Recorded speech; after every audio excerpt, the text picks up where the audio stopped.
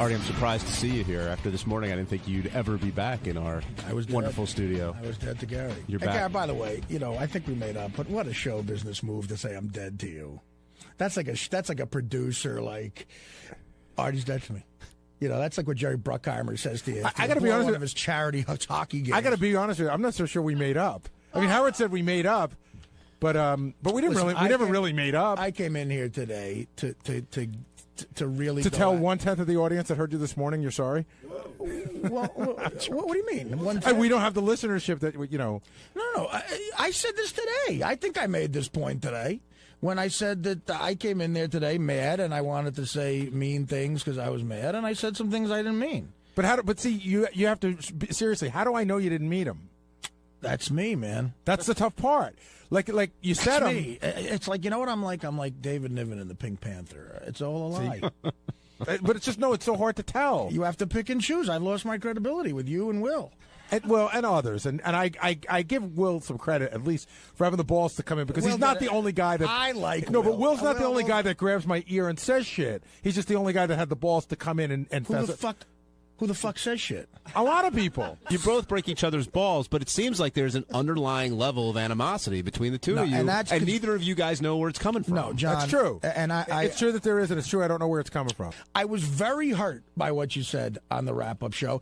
And let me tell you something. If we replay that clip, I think I'd be justified. And if a coworker and a person who's supposed to be a friend says something like that about you, a blanket statement, he lies about everything. But I didn't say. I said, how do we know if we could trust him? And the funny thing is, myself. Let's calm down with that. No, have I ever done anything to you like where I really, really betrayed a trust to you? Like really a bad fucking thing where like I fucked you over, man. Like, you know what? Artie fucked me over. No, on a personal level, okay, well, that's what it sounds like, though. No, but how could you be so insulted that people might think you're lying about stuff? That's the part that's so ridiculous. Lying about certain things is fine, but you're not getting my point. Not to take my word on anything is what pisses me off. That's a blanket statement about me as a person, not as a drug addict or a guy with a drug problem, saying you can't take my word about anything and that I lie about everything. No, I don't. I don't say you lie about everything. Well, you just did. And you know what? I didn't mean that. What I do mean is that everything is now in question in my head. That doesn't mean you lie about everything. Then, it means everything's in question. Then that's your problem, man. But it's a problem that's not that hard to have. It shouldn't be in question. It shouldn't. And I'm not the only one. I'll give Will you credit. Keep saying that. You're not because the only one. Let's talk about you. I'm talking about you. I'm not sure when you're telling the truth. That's me talking. That's it. I can't say it any other fucking way. I'm not positive when you're telling the truth anymore. Tell me one time outside of like drug stuff you think I've lied to you. I don't know. I'd have to go back and look at it. Because I've never done it, Gary. I guess not. Of course I haven't. You want to get on here and be interesting by just calling me a fucking liar. So I'm not taking it anymore. Okay, you said how you feel, and I said it's tough to know. All right, okay, good. It's tough to know then. I'm sorry you can't figure that out. Listen, I'm entitled to an opinion, Artie. Okay, then it's a dumb opinion. I'm entitled to That's your opinion. I'm entitled to think it's a dumb opinion. And you're totally entitled to think it's a dumb opinion. It's all entertainment, Gary. But how do I know when you're entertaining me or not? If you don't know that, then you are a monkey. What are you talking about? If I say something So I funny, should know that you might have lied about not going to the shrink? No, Gary, you're picking and choosing what you think is a lie and what you don't think is a lie. If you're going to admit that sometimes while I'm on the air in that forum, I'm trying to be funny, you can't take anything I say as gospel. And to be offended by it is stupid. If I come to you off the air and say something to you that's a direct lie that really betrays you, then that's a different story. And that's never happened. If you're fucking Ellen DeGeneres or Jay Leno, and there's a guy that writes jokes that get laughs every fucking time, but he's always an hour late. Sometimes he falls asleep. Blah, blah, blah. But there's another guy who's on time every day, who looks neat and never has a problem or a drink in his life, and everything sucks. Who are you keeping at hiring time? I don't know, because I've never been in that situation until now. If you don't know the answer to that, Gary, then you're a dumbass, stupid motherfucker. Thank you. You keep the guy who writes sucky jokes? Don't name call, because this is... No, let him name call. This is how he feels. There's a disconnect between, because you have been in that position. You have the man standing next to you is late a lot, and he works for you, and you haven't fired him. Why? We threatened to fire him, but you haven't fired him. It was very close. Do you feel any better after that conversation, Gary? I feel physically exhausted, and I felt that way after this morning. It's physically exhausting, even though it's only words. I don't know. I mean, Artie and I came to sort of, I guess, an uneasy truce. But if Artie wasn't here, I would have come in and I would have said, you know, Is Artie dead to me? Well, of course not. I'm going to deal with Artie all the time, but I don't know that we fully made up. Howard said we made up this morning. What I hope will happen is we'll just, try to start over again. Artie claimed on the wrap-up show, I just heard this clip, they played you and Gary, I guess, fought for like an hour. Oh, my God, I heard there was more fighting. Yeah. Two battling bruisers. And, there wasn't even a commercial. You're kidding. I don't think so. Not for like 50 minutes. They went at it pretty good. It was very compelling. About whether Artie's like Artie is a liar, but Artie's point was, well, who doesn't lie, especially if you're on the radio? You've got, and I thought about it. Artie is right because Artie's right about what? Okay, Gary was upset. Here's the argument in a nutshell. Gary's upset because Artie lies about his drug use and therefore lies when he says, I can't come in today, I got a stomachache, but it turns out he's battling heroin or something like that. So he's saying, how do I know you're not lying all the time? And Artie's saying, look, I don't lie all the time. If I didn't have a job on the radio, I wouldn't have to lie to you at all.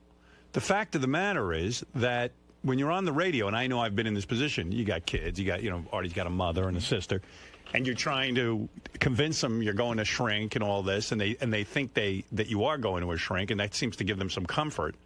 So then he gets on the radio and he goes, well, I can't tell everyone I'm not going to the shrink because then my mom's going to find out about it and it's going to wreck fucking my life. It's sort of like the Bill Clinton lie about not having sex with Monica Lewinsky. You can't tell everybody because Hillary will hear. Right. So, but Gary said, look, Artie, it's my prerogative to feel shitty that you lie to me. He goes, but Artie goes, but you lie to everyone too. Everyone lies on the air. It's like there are times you just have to. And so, they went round and round. But anyway, in the midst of this whole, hostility thing that these guys were going through. This was a hostile argument. And Artie's a dirty fighter. Sometimes he called, a couple of times you have no brains and you're a monkey. Artie's very street. Yeah. That's one thing about Artie. Artie gets really down in the dirt. If you get into a fight with Artie, he's going to pull out all the stops, and he's going to bite you. I thought about this. Gary was more of a gentleman about right. it. Artie's the kind of, well, I see why his relationships fail. Yeah. Do you, Robin? You point that out to me? Well, everyone can see that. Yeah, because Artie immediately tears everybody apart, and then he wants to fix it by saying, I'm sorry, but people can't forget what's said. I say things that you can't take back. Yeah, absolutely. You do say some bad things. I've said some things to Dana that I can't take back. But anyway, Artie was saying that he knew right away that I had a nose job. Very obvious. Wow. And that everyone, in other words, how I goof on Gary about his caps because we all knew. That wasn't me trying to say it's not as serious as what I'm lying about. But for years, people would ask and you would say no on the radio because you had your reasons for lying about it. He was waiting to get us to reveal ridiculous things so he could say, I have a nose job. I agree that everyone on the, you see, look. And 99.9% of the stuff I've lied about is drug-related, and it's all been on the air. It's like, how can you say any different? I tried to explain it to Gary afterwards. I said, Gary, the fact is that when you're on the air, and I've made the best attempt I can at being one of the most honest broadcasters in the country, but there have been times, in order to protect some people in my family and things, I haven't, I've been less than honest. Because you're on the air. It's a touchy situation. And you do have kids, and you do have, situations where... Other people have not agreed to be so revealing. Yeah. Definitely. So, when someone asks you a question and involves someone else, you're like, how do I be honest here? And so you can't be 100% honest on the air unless you're insane. And in terms of disrespecting the show, I love the show so much, which is why eventually I come clean because I think that would be fascinating to people. I didn't have to sit here and say I bought piss. I didn't have to say I did shit my pants doing coke in a pig costume. So where do you and Gary stand? I do that because I think it'd be compelling for the show. Where do you and Gary stand? Well, I called Gary Friday. Oh, did you? Because I did. I felt bad, and it got heated. It did, and we had a good conversation. And look, I apologized to him, and I even said there's no need for you to apologize to me. Do you think that's the end of it? I hope it is, Robin. I don't know. I'm in a bad way lately. I had an issue happen personally that was kind of shitty, and when, this weekend? Last week, and I don't know. Lately, getting out of bed, the depression has been fucking. I've had what I call 2 great depressions in my life. Where are you in one of them now? It feels like I'm going into one where I might have to get some medication again because I just can't get out of bed. It's like a wet fucking blanket. It's just bad depression. Like all the symptoms I used to have. Really? So yeah, you seem so depressed right now. Well, he's working now. I could. I've worked through the other ones too, but I don't know. I just really felt. You ever been diagnosed like as bipolar or whatever they call it? Bipolar is a word that's been used, but so why don't you go on meds and then if I he could was tell on that for a while and he got better. Yeah, they're leaving you out. I took Paxil for a while, and I'll tell you, I got straight on that, and then I stopped taking it, and I was fine for years. I mean, it's like, it's that great Onion joke, depression hits losers the worst. That was a big headline back several years ago. I mean, that's just the best joke ever. And it's true, look, my career's going great, but there's other things in my life that isn't, and I'm depressed about it. I mean, it's like, if I was, Jim Dandy with everything, I think I'd be depressed. Yeah, maybe you just suffer from depression. Shit happens, and you get depressed about it, Well, hey, sorry to hear you're going through that. But I'm all right. I'm here. Yeah, you look good to me. I think me and Gary, agreed to a truce, I think. I call Will, too. I call John I, because John I got it with some residual shit. Really? He hit everybody. He only got splashed, though. No, I just said I fucked on the wrap-up show, and I don't think John likes that, Yeah, you said you don't like the wrap-up show. You said it's clearly a bad broadcast. Clearly, I love it. I'm always listening to it. Would it be fair to say your professional life is annoying and your personal life is a 2? It's all annoying. Annoying. Everything's annoying. It's right. Annoying. I forgot about that. Yeah, my personal life is a 1, I think. Let's see. Yeah, well, there's a ton of email about this. I'm sure. Some attacking Artie, some attacking Gary, some attacking me for not sticking up for Gary, calling me a pussy because you let Artie walk all over Gary. Oh. Listen, these two guys had an argument. I told you where I stood on it. Gary has a problem with Artie. I don't. And even Artie said on the wrap-up show, if Howard has a problem, he'll come to me. But I don't. Artie said, Howard thinks it's funny when I fall asleep. Gary and Artie, how did the falling asleep come into it? Everything got dragged. Oh, wow. I mean, Gary said to me... This guy says, Howard, you pussy, you let Artie walk all over Gary while you sat there like a pussy. Tell it like it is. Don't you agree Artie is a liar? I agree that we all lie. Why don't I? But when two staff members argue, Howard always lets it go. I mean, it's funny. If I interrupted that, I would have gotten such shitty email like, why can't you let anybody argue? Right. Yeah, why do you have to make it about you? You're always going to get shit. Doing it right. What did you say that, I mean, listen, Artie and I definitely have issues with each other, but Artie's the one who brought it up the other day. In other words, I wasn't looking to pick a fight with Artie. Right. He was mad at something I said. Well, no, you were on the wrap-up show and you had said that Artie is a liar and that it really bothers you and you don't trust Artie about anything anymore. So Artie confronted you about it. He said he was sick of it and he didn't like what you were saying about him on the wrap-up show. And that's what started it, and I listened. But when I listen, people get mad at me, and sometimes when I jump in, people get mad at me. I can't win. Right. No, you did the right thing the other day. I didn't expect you. That's the way the show runs. I mean, I know you get upset when Artie misses some work. I don't. Right, and quite frankly, I feel that it's within the parameters that I can accept. Now, I assure you that when things are unacceptable to me, Artie will know it. Right. But, that's what I'm saying. That was a point I didn't get to make to Artie the other day. Is that we're both right in the sense that you don't care and it bothers me, and that can be just because it bothers me doesn't mean I can do anything about it. It's just the way I feel. Right. You feel that he should be a little more professional. Right, but you accept it, and I get that. We both came to the agreement. He is being professional in that when he can't work, he doesn't go. Right. Well, and again, I'm not staying at home to put on a little hat and have my friends over to have a party. He really can't work those days. Those days I can't work are horrifying to me. I sit there scared, like everyone's going to call, well, Jay, I'm like, oh my God, and I'm sitting there shivering. So, Gary, is everything okay with you and Artie now? Yeah, I think so. He called me probably like an hour after the wrap-up show, and he apologized, and I apologized, and listen, there's some pretty crappy things said on both sides that I think it'll be hard for both of us to forget. But I think we sort of got it together. Now, has your opinion changed of Artie? Like you said, you can't really trust him anymore. No, I don't. Listen, I still think that I have to question some of the things he said, but he was right. I mean, he hit me with my exact words. I said everything Artie says is a lie, which is not what I meant. But what I did mean to say is that almost a lot of what he says I have to question, and that I stand behind. Dude, so is You're right, man? What now? What? No, I just want to make sure. Is everything cool with you and Gary? Oh, yeah. Me and Gary are tight, man. You guys are tight? Tight, yeah. Can you believe everything you say now? No, I wouldn't believe anything I do. So maybe you guys aren't tight. No, I think, unfortunately, Gary and I, our friendship boat has sailed away. It's left the dock. So that was just a bullshit call? Now, the only person I have left to alienate on the crew is Brian Phelan and Scott DePace, actually. They're my only two friends right now. You could never. And they say I could never. I'll think of a way. I said this earlier on when I had this job. I will leave here. I will get everyone to hate me. This is what I do. I'm very good at this. And then they don't call me again, which is my goal. Although I've made Ted hate me years ago, and he still calls me. I don't know. So I don't know. I got to do something really bad to everyone here to get them to stop fucking calling me. Including you, whoever you are behind the camera. Who's that, Danny? Chris? Chris. It's Chris. Thanks, guys. Don't come back. Leave the dirt, cheese.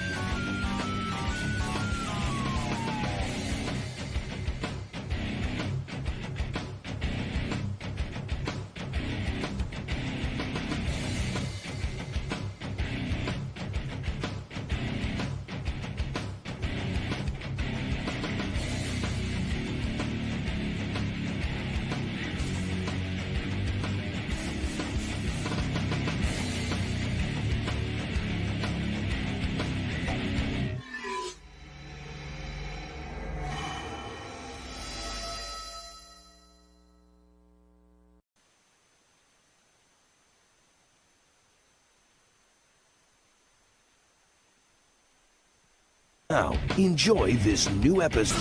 Yo, it's your boy Charlie Murphy. I'm down here to hang out with my man Howard Stern. We're going to go, talk about my upcoming show this Saturday at the Nokia Theater. If you're in town, you better come check it. Get your laugh on. It's me. I got my Road Dog Freeze Love. We've been putting it down all over the country, all outside the country. And now we back here in New York where it all goes down. Don't miss it. Well, we also going to talk about some movies that I got coming out. I got Bar Stars coming out June 30th on DVD, and I also have coming out in theaters in the fall, The Hustle. So we got a lot to kick it about. Probably going to talk about some of my old gangster exploits. We won't go too far with that. We're going to do, All right, man, have fun. Gangster. Someone tell me Charlie used to be on that Dave Chappelle show? Yeah. He hasn't spoken to Dave Chappelle since that show went off the air. Really? I don't think anybody has. I think Chappelle had a complete meltdown. Yeah. He just said, fuck everything. Hey now, Charlie. Hello. What do you say? Charlie, good seeing you. We can have How you doing? You got to get Give me more than 5, brother. What's the matter with you? Roosevelt. Good man. Yeah. The Roosevelt handshake. Roosevelt forever. Forever. Let's hope it's not forever. Yeah, stay out of there. Yeah, let's stay out of there forever. You never go back to Roosevelt, do you? No, I don't go back to Roosevelt no more. Roosevelt is where Charlie's from, and I'm from. Yeah. I don't go out there, And my kids are all grown, and there's no reason to go there. Yeah. I don't. The people that are there now, I don't really know them. Hell no. I don't want to know those people out there. Dr. J is from there. Who else? Dr. J don't go to Roosevelt. No. In fact, he lies. He won't even admit that he was from there. He says he's from Freeport. He says he's from Freeport? Yeah, he thinks that's cool. Who else? He has his own basketball court in Roosevelt, too, dedicated to Dr. J at Roosevelt Park. Flavor Flav is from there. He don't go to Roosevelt. No. Although they caught him a couple of years ago running around Roosevelt, Flavor Flav. But now he's too big. He's too big now. Now he's got stuff going on. Yeah. I was just saying how you still haven't spoken to Dave Chappelle since the end of that show. Well, actually, I have spoke to Dave a few times, but in the last, I would say, 3.5 years, I don't think anyone. What? My speculation is Dave had a complete nervous breakdown. Well, I don't speculate on it. Whatever it was, What? Come on. What do you mean you don't speculate? That was a major thing for your career to be on the Dave Chappelle show. It was very major, but, whatever's going on with him must be obviously it's something that he doesn't want to discuss with the public. So he doesn't even want to discuss it with you. Yeah. You're not the public. You're not the public.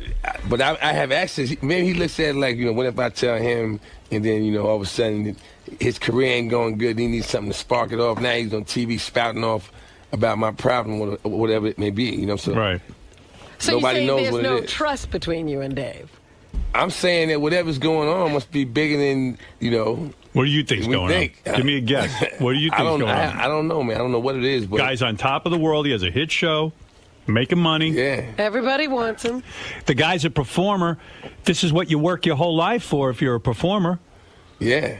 I mean, but, you know, I don't know. I have no explanation for, you know, where he's at right now. It's strange to me. Maybe it's something really weird. Anyone else, but maybe he wants to become. Maybe he wants to become a woman or something like really weird. Like he's got a real secret. Like in 5 years, there's gonna be a new female comic that's real funny. Yeah, Davina. No, we're not going that far. Wouldn't that be weird? And then there'll be a big scandal. Guess who Davina is? Wonder what he does all day, Chappelle. Well, he does a lot of stand-up. What he does? Yeah, I think he does a lot of stand-up. From what I hear, that's the point I'm trying to make, man. I don't see him out there. I don't think he's doing a lot of stand-up. Me neither. I always hear stories about how he's doing 7 hours on stage. That was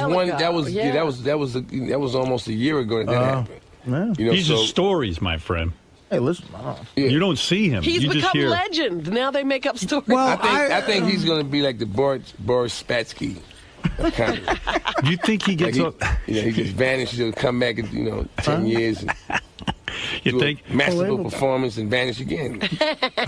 Do you think every 10 years he does a masterful performance and vanishes? Believable. Do you think? He gets offered a lot of movies and stuff? He must, right? Because people are still interested in the dude. Yeah, man. Who wouldn't want to work with Dave Chappelle? I don't know, but anybody would. Yeah. But he's turning down everything. Yeah. It's weird to me. I mean, you know, when you're a struggling comic for years and years, you're not making a lot of money. I mean, let's face it. And you're working hard. You're working hard. And then you get this huge success. But, you know, he was rich before, a lot of people don't realize, he was rich before the success of He was? Show. Yeah, people forget. I mean, he was Tom Hanks' best friend in You've Got Mail. He was in Con Air. You don't get a lot of money for that. But I'm saying he was a comic selling out clubs all over the country and doing major Maybe he was the movies. king of your retreat. From what I understand, he was rich from doing stand-up from before the show. Really? Yeah. When you say rich, what are we talking? You're not talking about like your brother, Eddie Murphy's money. No. That's mega. That's crazy money. That's different. Yeah.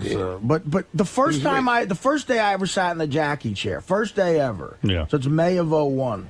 Chappelle was in on the news, and afterwards, I knew him a little bit from clubs and stuff. We went for a walk. We were both going to the same place. Right. And we walked for about an hour in the city. And this is about a year before Chappelle's show hit. And he was saying how he already hated the movie business because he had to play Eddie Griffin's second banana and Undercover Brother. And yeah, that's my point. You know, I mean, so he finally got to be the guy in front. But he had a lot of big network deals before that, very lucrative. Yeah. And my buddy who worked in advertising calls me up and goes, "Hey, Art, do you know Chappelle? We just heard you on Stern with him." And I go, "Yeah." He goes, "BBD&O, we got an offer from Right Guard." Oh, to do a commercial? Wow. And we want to pay him $750,000. Oh, no kidding. They're talking to you. Yeah. He made a lot of money, man. And that's the pre-Chappelle show, Chappelle. Wow. $750 made a lot of money. What do I know? So that probably has a lot to do with why it may just be as simple as I have enough money. I want to be with my kids. I want to be there when they come home from school. It could be that simple, man. Maybe he never really had. This takes that from you. Maybe he never really had a struggle. You know what I'm saying? Well, he was a kid actor or something, right? He hit big when he was 19. He was doing comedy when he was, I think, 17. 9 or something. Much like your brother, I think. Yeah. What the hell could you talk about when you're 9? He had such a dirty act when he was 9. I just got a hair on my balls. Yeah. I mean, what would you talk about? Funny stuff is being at one of those shows and having a comedian that's that brave at that age. Yeah. And seeing the reaction of everybody. What did that kid just say? He went to high school.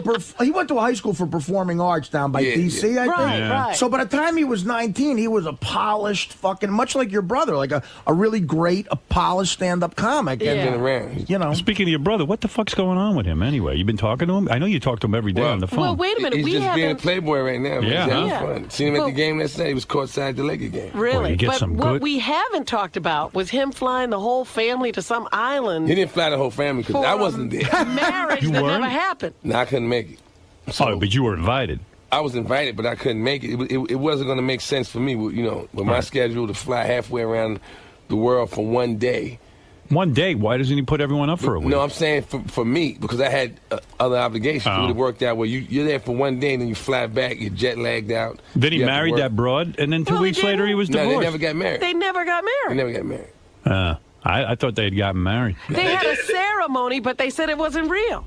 He got married, Howard, but it was not legal in this country. Yeah, but why would you have a ceremony? Why would you go through the a Fantasy Island wedding. Mr. Rourke did it. Rich people, man. They're all crazy. Yeah. They're all crazy. It was a Fantasy Island wedding. No kidding. Tattoo, Mr. Rourke. See, you're probably the only guy who could go up to your brother and, like, goof on him for that. You know what I mean? Say, what the fuck are you doing, man? What are you doing? Yeah, man. It was... Hey, it's crazy. That's Hollywood. That's Hollywood, man. You know what, though? He falls in love too easy. Eddie, he does, man. Well, he had just gotten out of that Spice Girl thing. That's the other thing, man. I hope Eddie's holding on to his money, man. I love Eddie Murphy. Eddie has plenty of money, and that's one of the problems. You don't have to worry about him. Yeah, but you don't knock up a Spice Girl. You know she's going to come at him with all the lawyers. You know it, man. She has money too, man. Who, the Spice Girl? Not like Eddie Murphy money, man. But when when you have money, she doesn't have to have Eddie Murphy money. She's well off. She got enough money. Yeah. She still wanted money. Some of these girls are greedy bitches. I'm saying, but if you're well off, how could you justify wanting money? No, but some you're of these. Well off. No, wait a second. Some of these girls are greedy bitches. No matter how much money they have. You can say you want it, but you're not going to get it. Yeah, you're well off. No, but she's still going to say to Eddie, "Listen, you're the father. You got to chip in. I'm not paying all. Even if I got $100 billion." And we had a human baby, right? The baby's human. Okay, he requires the same thing as any other baby. Right. It doesn't need, my baby has to have, everything. Yeah, the baby has to have special artwork. I think there's some broads and some lawyers crazy enough to go, no, the baby's not human. It has special needs. It has special needs. Special needs baby. Yeah. But you're the uncle. This baby eats kryptonite. Yeah, do you get to see your nephew or niece or whatever it is? Have you seen the baby? I've seen pictures of the baby. But I've been on the road, Howard. I've been on the road, man. But you're the uncle. You look, it ain't my baby. I only seen pictures of the baby. You know what I'm saying? Yeah, but you are the uncle. I am the uncle, yes. You are the uncle. I am the uncle. And I have a hard time seeing my own children, so... Where are your children, anyway? Right in New Jersey. In Jersey? Yeah. They're living in there? But you live where? I live in New Jersey. Oh, okay. I live with my kids. We live in the same house. All right. So I get to Who see does them. that anymore? Yeah, really. Well, I'm still doing it, man. You're old school. What are you, high? What's your story? I got shades on, man. You do drugs? What do you do? What type of drugs? Do you smoke weed? Absolutely. You do? You love it? You hear my voice right now, right? It sounds like you're smoking weed right now. You love weed? Do I love weed? No, I don't love it. I love people. Right. I don't love weed. No. I love people who can get weed. Yeah, I love people that can get weed. People that smoke weed and people that have no problem with smoking weed. How often you smoke weed? Quite often. Really? Every day you smoke weed? Quite often during the day. Really? Mm-hmm. Maybe you got a problem.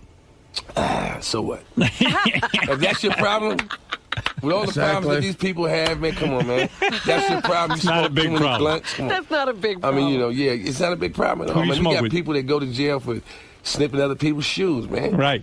So that could be my problem. You smoke? I could be able to, Charlie, do you sniff shoes? Howard, I don't want to talk about that on the air.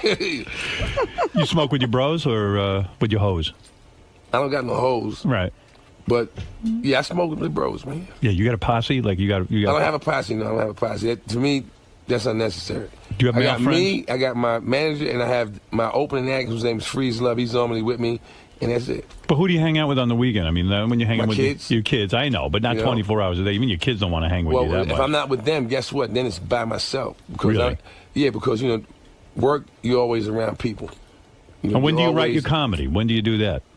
When I'm by myself. When you buy, that's when I can think of stuff and everything. But when you're entertaining other people or engaging with other people, nothing new's coming up. Right. You got to recall that. Yeah, you're pretty serious about this comedy, man. You really. Oh yeah, man. I had to be serious about it because I knew what I was up against when I got involved. I knew what everyone was. Their first thought. Oh, okay. Well, your brother. We'll see what's going to happen with this. Your brother finally gives you some respect. He gives they you all respect. give me respect now they do. They see me last. Right. But in the beginning, the first couple of years, it was like, okay, yeah, all right. Yeah, right. Eddie Murphy's brother, big deal, right? And then all of a sudden, man, you come out and you're a funny dude. I've been around, man. Fuck everybody. We went over to Sweden, right? Yeah. And I remember I told them I was going over. They was like, You going where? I was like, we're going over to Stockholm, Sweden. Oh, really? For what? To do comedy. They got real quiet. To do comedy. I said, yeah. Hey, tell me how it was when you get back. I said, okay. I went to go on stage. The dude introduced me. Charlie Murphy. I was horrified. Like, oh no. But you know what? The show went just as well as the shows go here. Really? And the big thing I had left out of the equation was that the people over there, not only do they speak English, they speak 4 other languages too. Right. Fluent. Right. And they can understand, sensibilities in all of those languages. But do they understand where you're coming from? They understood me. I'm going back. You're going back to Sweden? They have me back over to tour the whole country. Look at you. So yeah, it was great. And you can see Charlie Murphy in Bar Stars, available on DVD June 30th. What's that, Bar Stars? Bar Stars is a movie I did about 2 years ago. It's an independent film. Right. It's funny. The movie is a lot like in the vein of Superbad, the same type of humor. Right. And I did it because it was going to appeal to young people. It's these guys in college, and the film was funny. He was spoofing the bar scene over a 3-generation period. Right. I actually worked the door at this bar for 30 years. Like, you see me in my young 20s, and then I'm in my 30s, and I'm still there. I'm in my 40s, and by now I'm kind of bitter. Yeah, and you're still I've dealing with the same thing. I've been a doorman for 30 years. It's kind of like Van Wilder. I mean, he was in college for 11 years, wasn't it? That was the theme of it. And you're the doorman for 30 years. 30 years. That's Ryan Reynolds, by the way. You like that movie? I know, Van Wilder. Yeah, Van Wilder, Ryan Reynolds was in there? Yeah, he was a Van Wilder. He's the guy. Yeah, we had Alanis Morissette, and he just broke up with her. He went off with Scarlett Johansson. That's got to suck. I was thinking about that. That guy's lucky. He had both of them? Yeah. Oh, he fucks like a rabbit, this guy. Talented guy. Talented. He's good looking. That's his thing. He's not so talented. Yeah, that's his talent. That's a talent. I felt real bad for him. He knows how to give up a great profile. Imagine, like today in the paper, front page, Scarlett Johansson. Everywhere she turns is Scarlett Johansson. Scarlett won't go away. When I break up with a woman, I hope she's like a loser and she never dates she just again. Never gets press again. You don't want to see your woman. I even feel like your brother with that wife of his. She's out every night with some guy. Isn't she? Who was she dating? Strahan? Yeah. Strahan. Yeah, she was Strahan. Yeah. That's what I'd be saying. I'll tell you, if I was single, I'd date her myself. She's got a lot of money. She got Eddie Murphy money. And she's good looking. Except she got kids. No comment. Yeah, it's a weird scene, huh? But look at you all straight and narrow. No comment. No comment. Well, you can't hang out with Eddie now because he's all single. Right. Why not? You should date her. I'm a grown man. I can hang out with anybody I want. You should date Eddie's ex-wife. That would be the greatest thing ever. Nah, man, nah. That's like Michael Jackson kind of Did you get some of that? You heard about that? Yeah. Yeah, What's going on with Michael Jackson? Well, the family. They got two of the family members. What is it? Jermaine and Randy got a baby with the same one. One was married. Jermaine just got divorced from her. Can you imagine if you said to your brother, "Listen, I'm dating your ex-wife." Your brother would I would get stolen, man. That's how it goes down. That's crazy. Bananas. That's bananas. That's no. Although you'd have Eddie Murphy money. That's bananas. I wouldn't want that kind. That's bloody money, man. You got your own money now. That's bananas. You goddamn right. Look at you, man. We don't get down like that. Yeah, you're doing good. So who you voting for? I'm doing the best I can. Who you supporting for the? I hear you're a McCain guy. A McCain guy? Yeah. I'm going to tell you something about McCain. Uh-oh. I got a lot of respect for McCain because McCain is a warrior. And that's to me, the most masculine form of, a man can have. It's the most masculine you can be. He flies fighter planes and all this other stuff. Fucking guy went to Vietnam and lived in a tiger cage for 5 years. He was a good-looking guy, right. too. And that's why I'm scared of him now because he still remembers all that stuff. He's still angry. That's why he talks like this.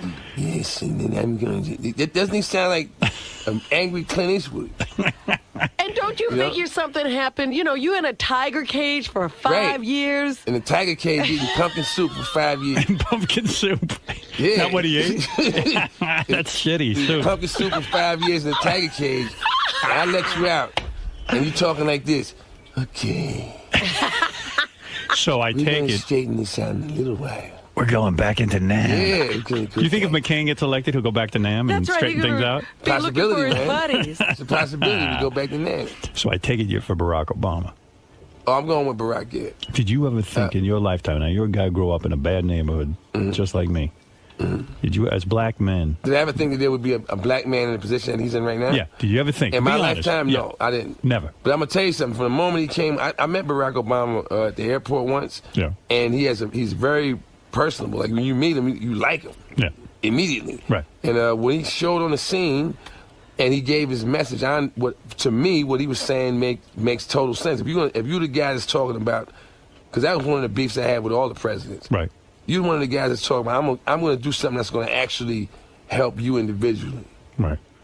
It's going to touch you personally. Yeah, that's the guy that, nobody ever came to me. Nobody ever had a message that added up to that for me. How is he going to help us personally, though? Well, I don't when he's understand. talking about doing things... What's he going to do? To reinvest in the infrastructure of America rather than to be reinvesting into the infrastructure of Iraq. And that's going to help Instead you? of building roads, yeah, it's going to help me. I thought he was going to buy a joke from you or something. Well, now I'm talking. He's talking about upgrading the school system here. Right. That's going to help me. Of course. You know what I'm saying? Yes. So yeah, those are the things I want. I'm interested in. I'm not. But do you really think of him as black? I mean, I think of him as white. I don't think of him as black. I think of him as green. I think of him as white. Green, man. He's green. He got a white mommy. He has a white mother and a black father. That's what I'm saying. But the black father didn't raise him. In Roosevelt, we used to goof on guys like that. We would call them, white people. Quite frankly, like I said, he grew up in Hawaii. They used to call him Zebra. There was Zebra. There were no brothers in Hawaii to help him out, try to figure out what was going on. I think maybe that was a good thing, though. He grew up in Hawaii. The fact that he was raised the way he was raised was a good thing because some of the things that he may have picked up may have held him back. When he'd be not knowing when to shut up or don't take it there. Don't take it there because now you sound like this one. Right. He never came with he never came off as a radical. He just came off as a dude that was coming with a message that was about everybody. But don't you find he's studying black now? Like he's trying to learn. Well, he became black as an adult. Yeah. That's what I'm saying. He's trying to catch up. He didn't even know what church to join. He hired that Reverend Jeremiah White to turn him more black. Well, one thing about being black is inescapable. You're black, and everybody around you will let you know. Right. If you don't know it, somebody just ask anybody within 6 arms reach. What color am I? And they'll tell you. Well, now that he's the Democratic nominee, white people are saying he's not black. Right. I say he's a white. We still do not have a black nominee. We have a white nominee. Well, that's a white man. He's as white as white could be. He's hardly black. People think they got a black president. That's not a black president. Never going to have a black president. You give Charlie Murphy the presidency, you'll have a black president. You'll have a black president. Right. That's what I'm waiting for. President Darkness. So, what the hell was that? Did you hear that? Meanwhile, we are having such phone problems. That's why I haven't picked up a phone call. If anybody's out there calling in, the phones are completely knocked out. Really? From the weather or something. Oh, yeah. When I was coming in, I noticed a couple of trees that fell on people's houses. Yeah. Yeah, that's bad news. Yeah. But if you're waiting for a black president, you got to get President Wesley Snipes. Now, that's a black guy. President Wesley Snipes. You're not kidding. You think about that. What about he's going to go to jail? Yeah. Yeah, but I'm going to tell you something, man. What do you think about that? That's not as scary as some of these other people that's going to jail. At least Wesley can fight. Right. Wesley knows how to handle himself. Some other dudes going to jail, you got to be kind of worried for them. They're not, Wesley Snipes is Blade, man. They don't even worry about it. You're not kidding. But is that Hollywood fighting or is that real fighting? Oh, he knows how to fight. Yeah, Wesley can really fight. You know him? Yeah. Compared to Wesley, you're white. I don't even think of you as a black man. No. That's absolutely not. I'm not white. You're very white compared to Wesley. Wesley. Go downstairs. I'm telling you how. All we have to do is we'll walk downstairs and I'll just stick my hand out and grab anybody and say, "What color? What color am I?" Wesley is the blackest black man I ever met. I met Wesley. He's not the blackest black man I've ever seen, but he is as dark skinned as a brother could be. We come in all shades, man. Well, when I lived in Roosevelt, if you were very, very black, they would make fun of you. That's right. That was back, black kids that was the way it was back in in the 70s and the 60s. Yeah, if you went two black people alone, and one said to the other one, "Yeah, you black," whatever. Yeah. That was fighting words. That's right. I had fights though. When I remember one time I was like 8 or 9. This dude walks by my house and goes, "Yeah, Black Charles." I said, "Yeah, Black Wayne." He said, "What'd you call me?" This is two black kids. Right. I said, "I called you Black Wayne." And then we started fighting. Over who was blacker. See, you have to. That was all rooted in ignorance. As you grow up, and you become aware of who you are. In my neighborhood, if you were a dark-skinned, that's right. If you were a dark-skinned black man, you took a lot of shit. But you took it on either end. Let me tell you something. Even all the kids now. If you grew up in a Jewish neighborhood, you don't know nothing about being black. Like, I'll give you an example. Barack Obama had the exact same message. Right. But he had my complexion. Oh. Nobody would have heard the message. That's right. That's what I'm telling you. They could have never got past, hey, this guy's blue-black. They could have never got past that. You're saying... And that's what, in essence, he's healing, is that ignorant way of thinking because, anywhere you go in the world, no matter what kind of person you're going to hold up and say, they represent a race or whatever, you can go find an example of that person that is doing whatever you think is high-tech. So you're saying he has benefited from being a light-skinned black man. No, if he was as black as you were. I'm saying that it's good that he's because of him, maybe one day somebody that's darker than him can do the same thing that he did. He's so concerned about getting darker. He's been putting on sunscreen. They call it Barack Obama. I saw him in one of those big floppy hats. Had him in a big floppy hat. Yeah, sunscreen and big floppy hat. If he gets any blacker, he could lose the whole thing. He cannot afford to tan. He had one of those big, yeah, he looked like a plantation hat. A beekeeper's hat. He had a beekeeper's helmet on. I just want to say, too, my point when I was saying about Barack is I look at it like this, man. America is composed of, is a melting pot, and it has everybody here. Everyone's So I would like to see everybody get a chance to drive in a car. Not just Barack, but everybody. Look, next thing I think every race has somebody. You'll want an Asian president. Yeah, why what are not? you saying? Why not? Asians live here. All right. You know what? Why not? Move Why not to Asia. The president? Why not a female? All of that. Why not?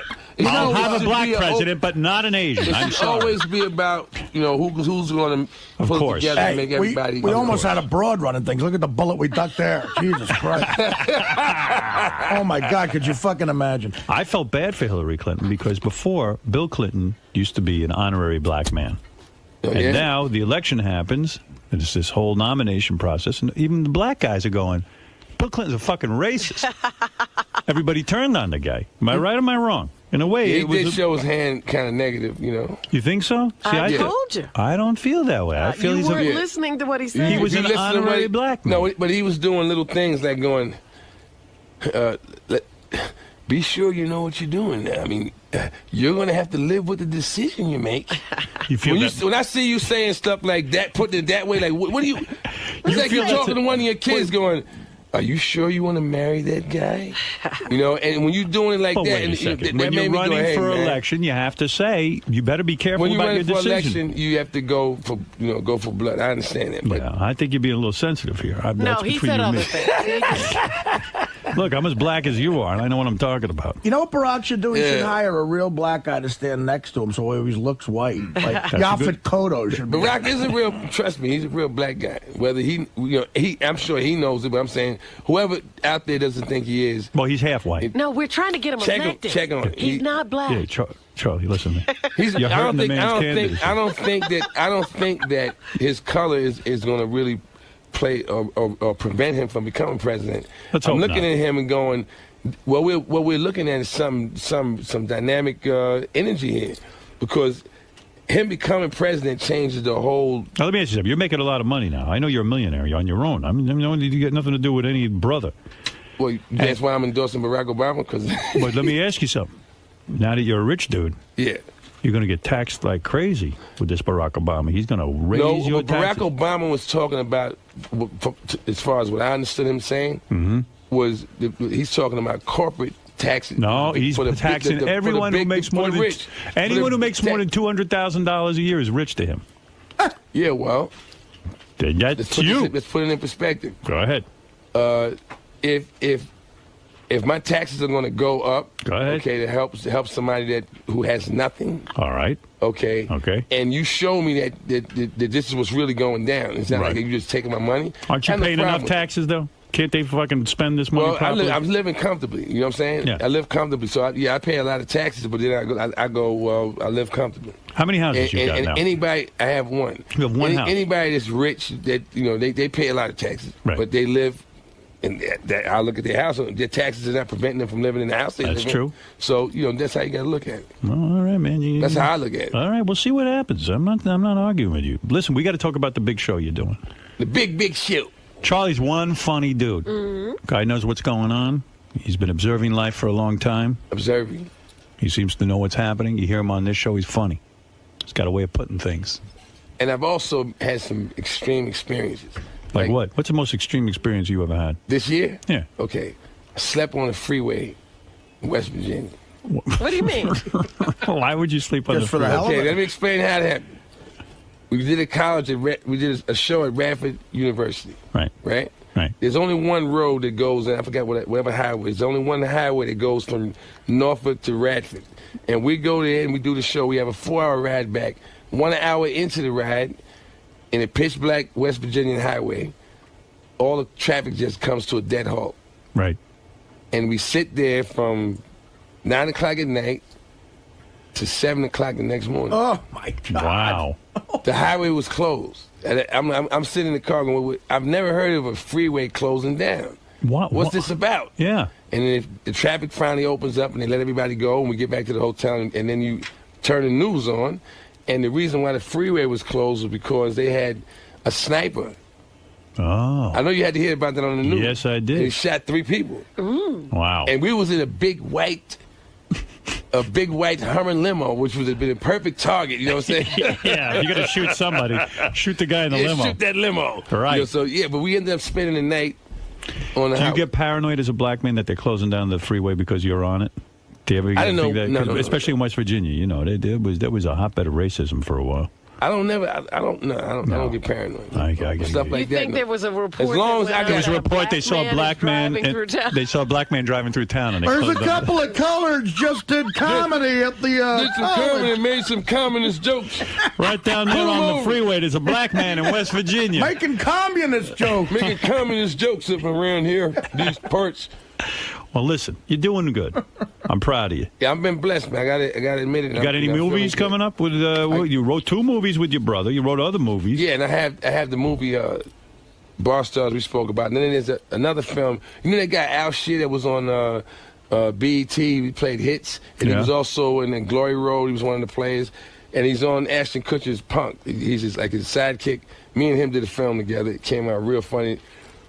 It's called The Hustle, and it should be coming out in the fall. So, I'm working on, a couple of things, and I'm trying to get a TV show with Pauly Shore right now, too. Well, good. All right, well, you got a lot going on. So we got it. And say hi to your brother for me, too, because you know what?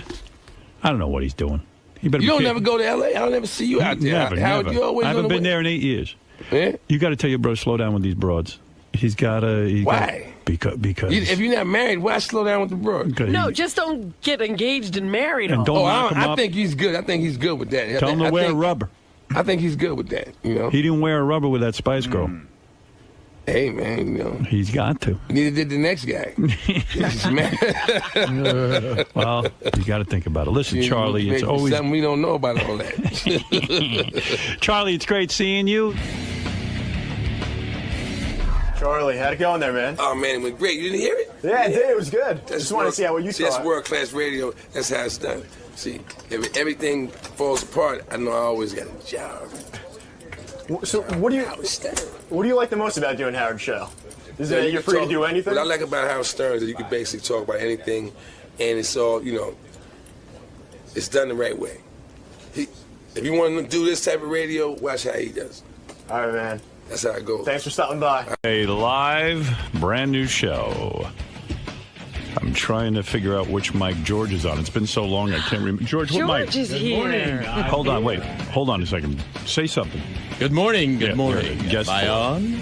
Yeah, I couldn't remember which. Good morning. How are you? I couldn't remember. I'm just fine. I couldn't remember which switch worked the microphone for your. And which switch am I? You're number 4. I'm number 4. Number 4. 1, 2, 3, 4. What a great voice. How are you, George? An iconic voice. When's the last time you were here? I think it's been more than 3 months. It's been much too long.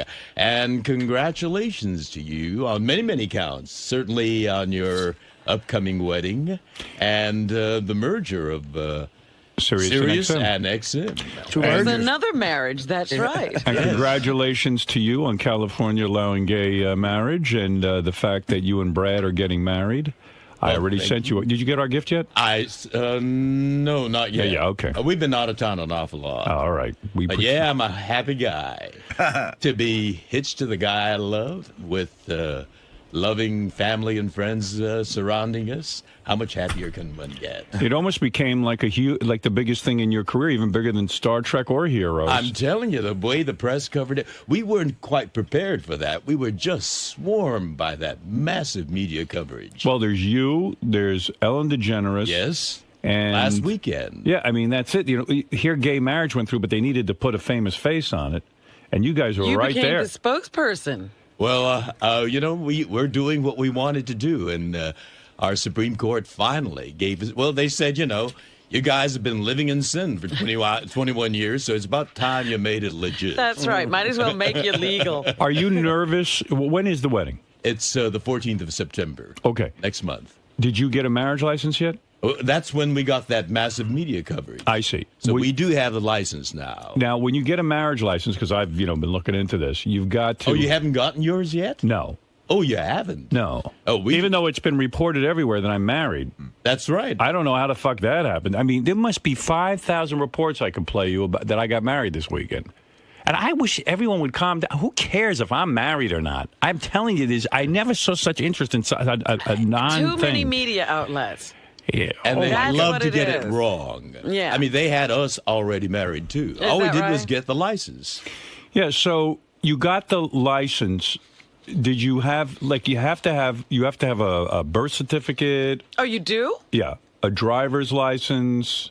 We didn't have to have our birth certificate, only our driver's license. That's it? And $70. You have to have a birth certificate? Oh, yeah. You have to have. There's 4 or 5 things you have to have from each column, and you have to match one of the columns. Really?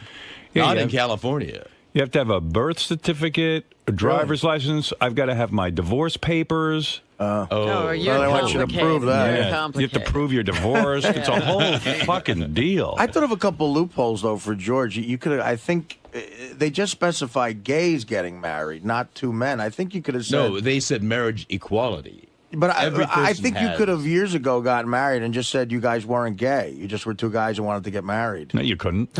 What are you talking about? Yeah, you just say, look, we're not gay guys. We just want to get married. So when my question was, when you went down to the, City Hall, the City Hall, right? Did you have any thoughts like, wow, this could fuck everything up. This could mess it all up. Did you have any kind of trepidation? We were a little nervous, not because of that, but because it was, something that we hadn't expected to happen, and we were really excited about it. But how did people know you were going down to City Hall? Well, the press, this was the first day that marriage equality was going to start happening. So the press was there en masse. And when we showed up, we were just, swarmed by them. We couldn't move. And then they asked, the mayor of West Hollywood was making a speech, and they asked me to make some comment at the same time, too.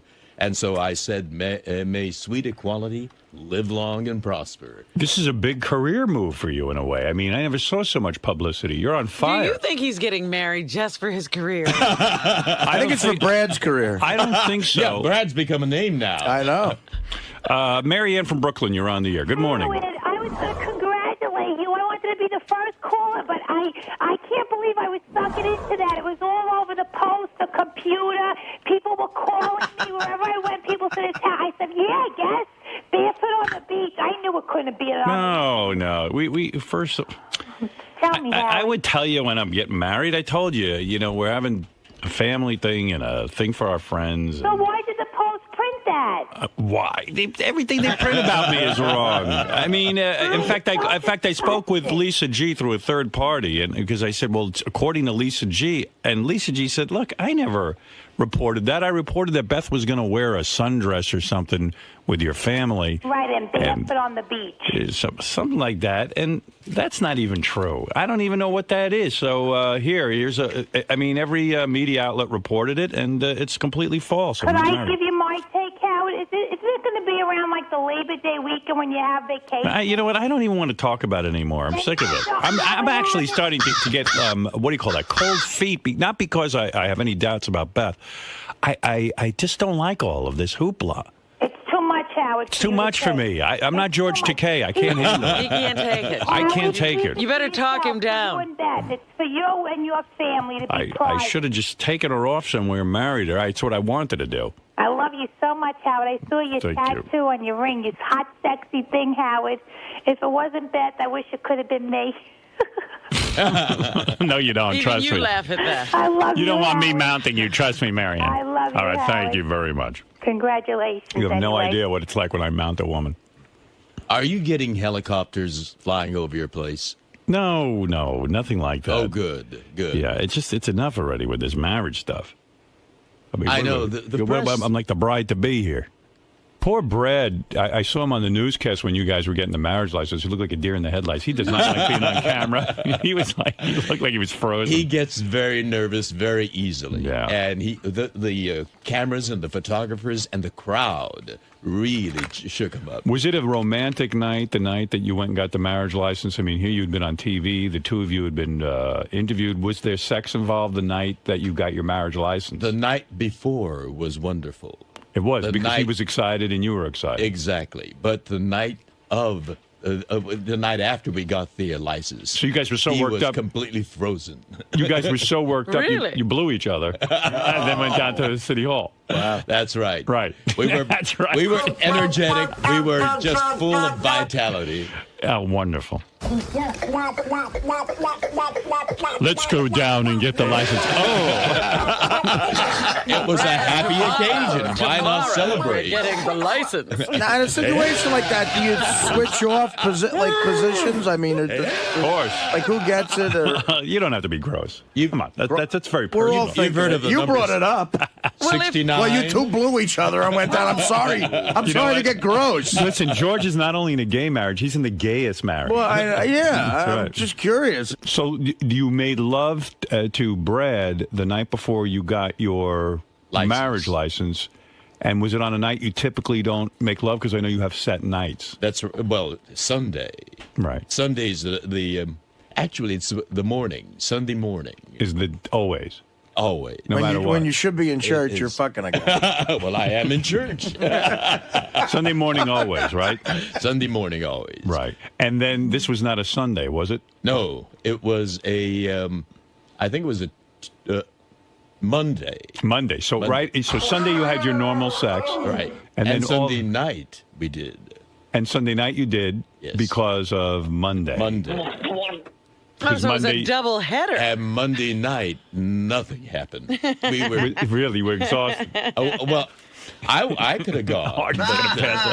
So you wanted to? Well, Monday night is when you watch football. So why would you? Brad was all frozen up. He was so he was a nervous wreck. Really? Yeah. I understand that. Is Because he first getting of all, cold feet? We're talking to George. No, Maybe because there was Brad is getting cold feet. because there's he's not used to all this attention. I mean, I understand. But they were at home. He was going but he was going down to City Hall, and reporters are going to cover this thing. And what about your penis? The one show, Good Morning America. I think it was Good Morning America. You guys were next to each other, and Brad, he had a smile concreted to his face. Yes, that expression never changed. And he kept you guys did look like the happiest two people alive. We did feel which great. was nice. Brad looks like a guy who's not out of the closet and just got outed. He's just like, it's hard on Brad. It is hard. But you don't think this will have any deleterious effect? Deleterious? It's going to be a joyful thing. You don't see it changing at all when you say those vows and now you're committed to each other? Well, we've never gone there before, so we don't know what's going to happen. But I know, for me, it's going to be wonderful. Because we're going to have our family and friends. How many people are you inviting to the wedding? Well, we're getting married in the Democracy Forum of the Japanese American National Museum, and the capacity is 200. Right. And, we have a long, long list of dear friends. So we feel terrible that we couldn't invite them all. You guys are invited. Yes, I thank you. know that you have a show on Monday. We sent our regrets, but we did send a gift. Oh, it's bless your heart. It's, we thank you so much. That's very thoughtful. Yes. We haven't seen it yet, but we appreciate it very much. It's very kind of you. And I Artie, made a donation. Yes, I know. You were so generous. Thank you. And that's very important what Artie did. Because what did he do? He gave a very generous donation to the Human Rights Campaign. Well, that's what it said. In the card, it said you could either send money or... In lieu of a gift, actually, which was very nice. It said you could donate to the Human Rights Campaign, and that's what I did. But Artie was on heroin at the time. He didn't mean to write that check. No, this was before heroin. Well, that was why the sum was so generous. By the way, George. Oh, is that why? No, I'm always generous, George. And the reason for that is, there's a ballot measure coming up in November in California. People who want to nullify the Supreme Court's ruling and take away our marriage. Oh, no. And Artie is helping us You mean as soon as you get married, you could be nullified? Well, we're gonna fight it tooth and nail. Can you believe people are wasting their time trying to... Arnold Schwarzenegger, good for him, is on our side this time. Finally, he got on the right side. Well, remember on this show, you yelled at him and you told him off. And it obviously got through his head. I'm sorry I brought that name up. Yeah. King of all blacks, you're on the air in Ingleside, New Jersey. Yes, Howard, I love you, man, but you're very complicated and confusing. I don't understand why if you have beautiful kids, I don't sound like a broken record, you have beautiful kids, why would you deny her of having kids?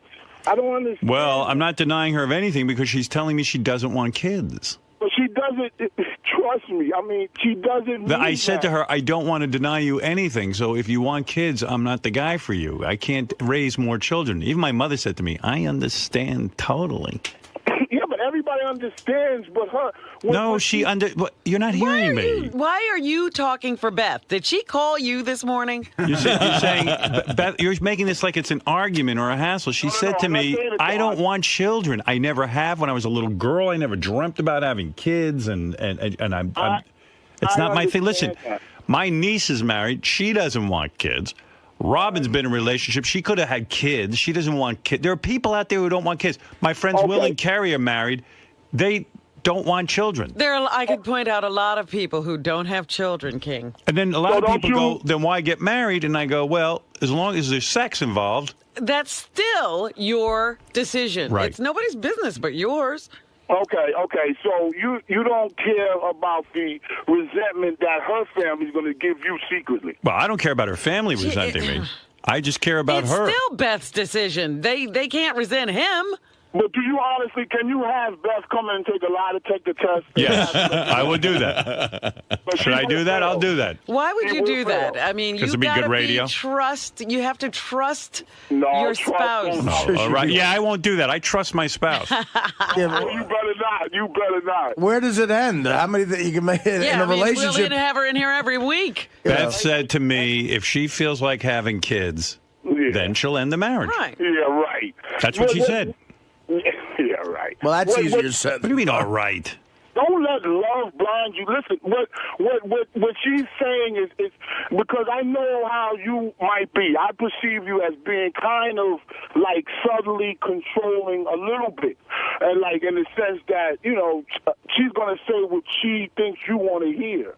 Right. Well, maybe so. But let me tell him something. There are people who change their minds. That's one thing that can happen. She right now does not want to have children, and this is a fine relationship for her to be in. But there are also people who say, you know what, I want to be with this person so much, then I'll give up that dream because I want to be with them. Well, she's the first one. She told me last night she loves being with me. Right. As I was sitting there goofing on the Olympics. Well, obviously she loves being with you, and you love being with her, but she's still saying something that she thinks you want to hear. No, that's not necessarily the case. This is so silly. Just stop it. You think he doesn't even know her. Why are we listening to him? Let's say Beth and I broke up. You think Jillian Barbary would leave her husband for me? I think she would. Listen to the way she's carrying on.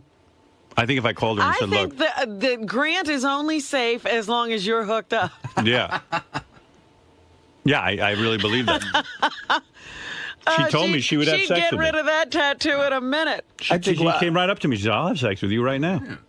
I think we do more for promoting her show, quite frankly. Maybe. We don't talk about her every day. Right. She lures us in. Johnny Frado. Hey, Johnny. Hey, what's up, Howard? How you doing, bro? I'm calling you to tell you I hate to agree with King of All Blacks, but I'm telling you, you're going to have kids. I'm not. I'm not like you, dude. Johnny, did your wife... wife... listen to me. What? I swear to fucking God, I swear, I did not have any intentions to have kids. Not the second time around. Right. Well, I got one in the oven. Well, why? But how did that happen, Johnny? You know what, Robin? I don't know. I mean, you know... You wear a rubber, you won't have kids. Doesn't he know that if you have sex with a woman, she'll get pregnant? What happened? Your wife started, like, browbeating you into it? No, this wasn't nothing discussed. You know what happened? I'll tell you what happened. She snuck up on me with sex, with no rubbers, with no nothing. She snuck up on me. Howard. Nah, you knew what you were doing. Absolutely. You wanted a kid. You were barebacking it, and you knew what would happen. Howard, never have I had sex and said, having a kid is the last thing that I think about. I'm a shallow man. Yeah, but Johnny, you let it happen. I did let it happen. Yeah. So that's you. That ain't me. But I'm telling you, but listen to what I'm saying to you. This girl is a rational girl. It's not the girl. Like Robin and I said the last time, it's the brain. It's the body. No, Johnny, this was you making a decision to... Johnny, you made the decision to have the kid. You put it in her and you came. Yeah, but I mean, that ain't me. I honestly didn't. I never once, while that was going on, did I think, our kid's going to result from this. I know that's very retarded, but honestly, I never gave that a thought at the time. But Johnny, just because you never gave it a thought doesn't mean you didn't do it. She didn't trick you. Right, you wanted a kid. Rob, I'm saying, if you trust me, Johnny, if you didn't want a kid, if someone said to you, "Look, if you put your penis in this woman, your penis is going to fall off," you would wear a rubber every time. No, but I'm saying to you, yeah, but there was you knew what you were doing. In other words, if I put my penis in Beth without a rubber, you're taking a chance. Then I'm going, hey, okay, I want to have a kid. On some level, there's something in the back of my mind saying if that happened, that'd be a good thing. She wants a kid, I'm telling you right now. Well, you don't know this girl. No, because see the thing with the animals, like I told you, a long time ago, we had a dog. There was a dog.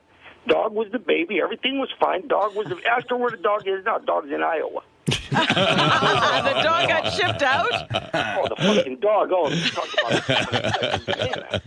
And the motherfucker turned on me. Because he thought, she didn't want him no more. The dog was the baby. She bought clothes for the dog. The dog had little feeties and coats and sweaters and all kinds of stuff. And I thought, okay, this is perfect. We just keep dressing this dog up. It'll stay little. There's the play. All of a sudden, down the pike, here comes a baby. Now here comes another one. Wow. You know what I talk about every day? Baby names. No. That's all we talk about. And you hate kids. I do hate kids. That's the fucked up part of this whole deal. I know. You're not even happy with your kids. No, I'm not. No, they've been a big disappointment to you. I raise them bad. That's what the problem is. I raise them. You're not a good father, right? I'm a terrible father. Right. Well, I buy them a lot of shit and everything, but they want to talk to me and stuff like that. Yeah, what's up with that? I know. I'm in therapy. I had to learn how to talk to my kids. Buy him someone to talk to. Listening to all this. I'll tell the little kid, go talk to Johnny. He's closer to your age. You know what I mean? You have a lot more time. Poor Johnny. He likes you. Why, Johnny's in the room now playing. They fight over Guitar Hero. I had to go in there yesterday and tell him, okay, both of you motherfuckers, shut that thing off. Johnny's 29. He's 7. 29 and 7. That's an age spread. I'll tell you, Johnny, I don't know what... And play Guitar Hero. I don't know what you're doing with your life. I'm trying to figure. I'm trying to save your life right now. Well, you are. I'm telling you. I'm not having kids. Beth, I'm telling you, Beth is. You can see just from pictures of her how she is a very. I'm telling you, it's coming. So then we shouldn't get married. No, but this is Johnny saying this. I know. Johnny's ruining it. Sure. Nail Jillian Barberie when she gets to the wedding, not before the wedding. Not after, before the wedding. Right. All right, listen. You get your revenge in advance. Johnny, I got to move on, but thank you for the call. You know, Howard, listening to this discussion, it makes me so grateful I'm gay. You're not kidding. It eliminates a lot. We can have sex and not have that anguish at all. I have a gay friend who once said to me, he goes, oh, man, he goes, if I was heterosexual, things would be so much less complicated. I go, no, just the opposite. Really? Yeah. There are no accidents in gay sex. No. Anything goes. You'll be fine. No babies involved. It's the way God meant it to be. Well, I don't know about gay. that. Babies would be at our choice. That's right. That's what I'm saying. You can't accidentally do it. No. Will and Jason had a bachelor party over at Rick's Cabaret on Thursday at noon, yeah. They say Sal goes over there for lunch every day. Like he's like a regular at Rick's Cabaret. That's where he has lunch? Well, they said he's so regular there. Like when he walks in, he's like, he'll walk up to her, go, hi, how'd your engagement party go? Like he knows personal stuff about the girl. Right, Gary? Didn't you tell me like when Sal walks into Rick's Cabaret, they said he's like Norm from Cheers. Everybody knows him, and they said he walked up to a waitress and was asking her about her family vacation. Hi, Sal. He's her emotional friend. You go, hi. Gary said, like, he left the bachelor party. Sal was still there. Like, how many hours did Sal clock in? I didn't go to the bachelor party because I had my kids with me. So the bachelor party started a little bit after 12. I needed to call Sal. I called him at 6:20 on his cell phone. Nobody answered. I called him at home at 6:30. His wife answered. She said he was still at the bachelor party. And he called me back at 7:30. He goes, yeah, I just got on the train. So he'd been there for 7.5 hours. And I heard he told his wife the party started at 2, so he could squeak a few more hours out. Let me ask you something. True. Where were the bachelors by 7? They left at 4:30. Well, dude, what do you do there for 7.5 hours at Rick's? It's like anything else. When you're having fun, time just flies. Right. Yeah. You know, you didn't realize what time it was. No, I thought it was like 4 o'clock. I had no clue. Back in the old days, I used to do 7-8 hours at the strip club. Used to hang out. Sure, right. Isn't it wonderful? Yeah. Isn't it wonderful? But yeah, I don't know what I've only been to Rick's about 3 times for lunch, and when I go there, I'm very personable. It's important to be nice to people. And 3 times you know about a girl's family vacation? What do you go in the back room or where? No, I don't do that. You don't go in the back room? Can't afford it. Can't afford the back room? No. Yeah. But it's a good time. Do you have one girl that you're really into over there? No. You're into them all. You don't have a Rick's wife? No. When you're married, any girl is good. Right. Lisa G is here. Lisa G from Howard 100 News. What Lisa. A weekend. Yeah. Lisa, what's going on? Oh, I don't know where to start, Howard. There's so much stuff. You know, you talked about Jason and Will's bachelor party at Rick's Cabaret, but what you neglected to mention was that Ronnie the limo driver paid a dancer to give a lap dance to John Hine. Mm-hmm. Well, this dancer, Avalon, is now $20 richer without having to do the lap dance because John refused. Yeah, John's like way into his wife and no lap dance, no masturbating. He takes his marriage seriously. Yeah, he really does, and he's like, he never masturbates. He only has sex with her. I don't buy that. You know, Tom used to say that too. Remember, Tom Chiasano gave up masturbation because he thought it affected his marriage. You know, I think people are still afraid to admit they masturbate, and you know, like.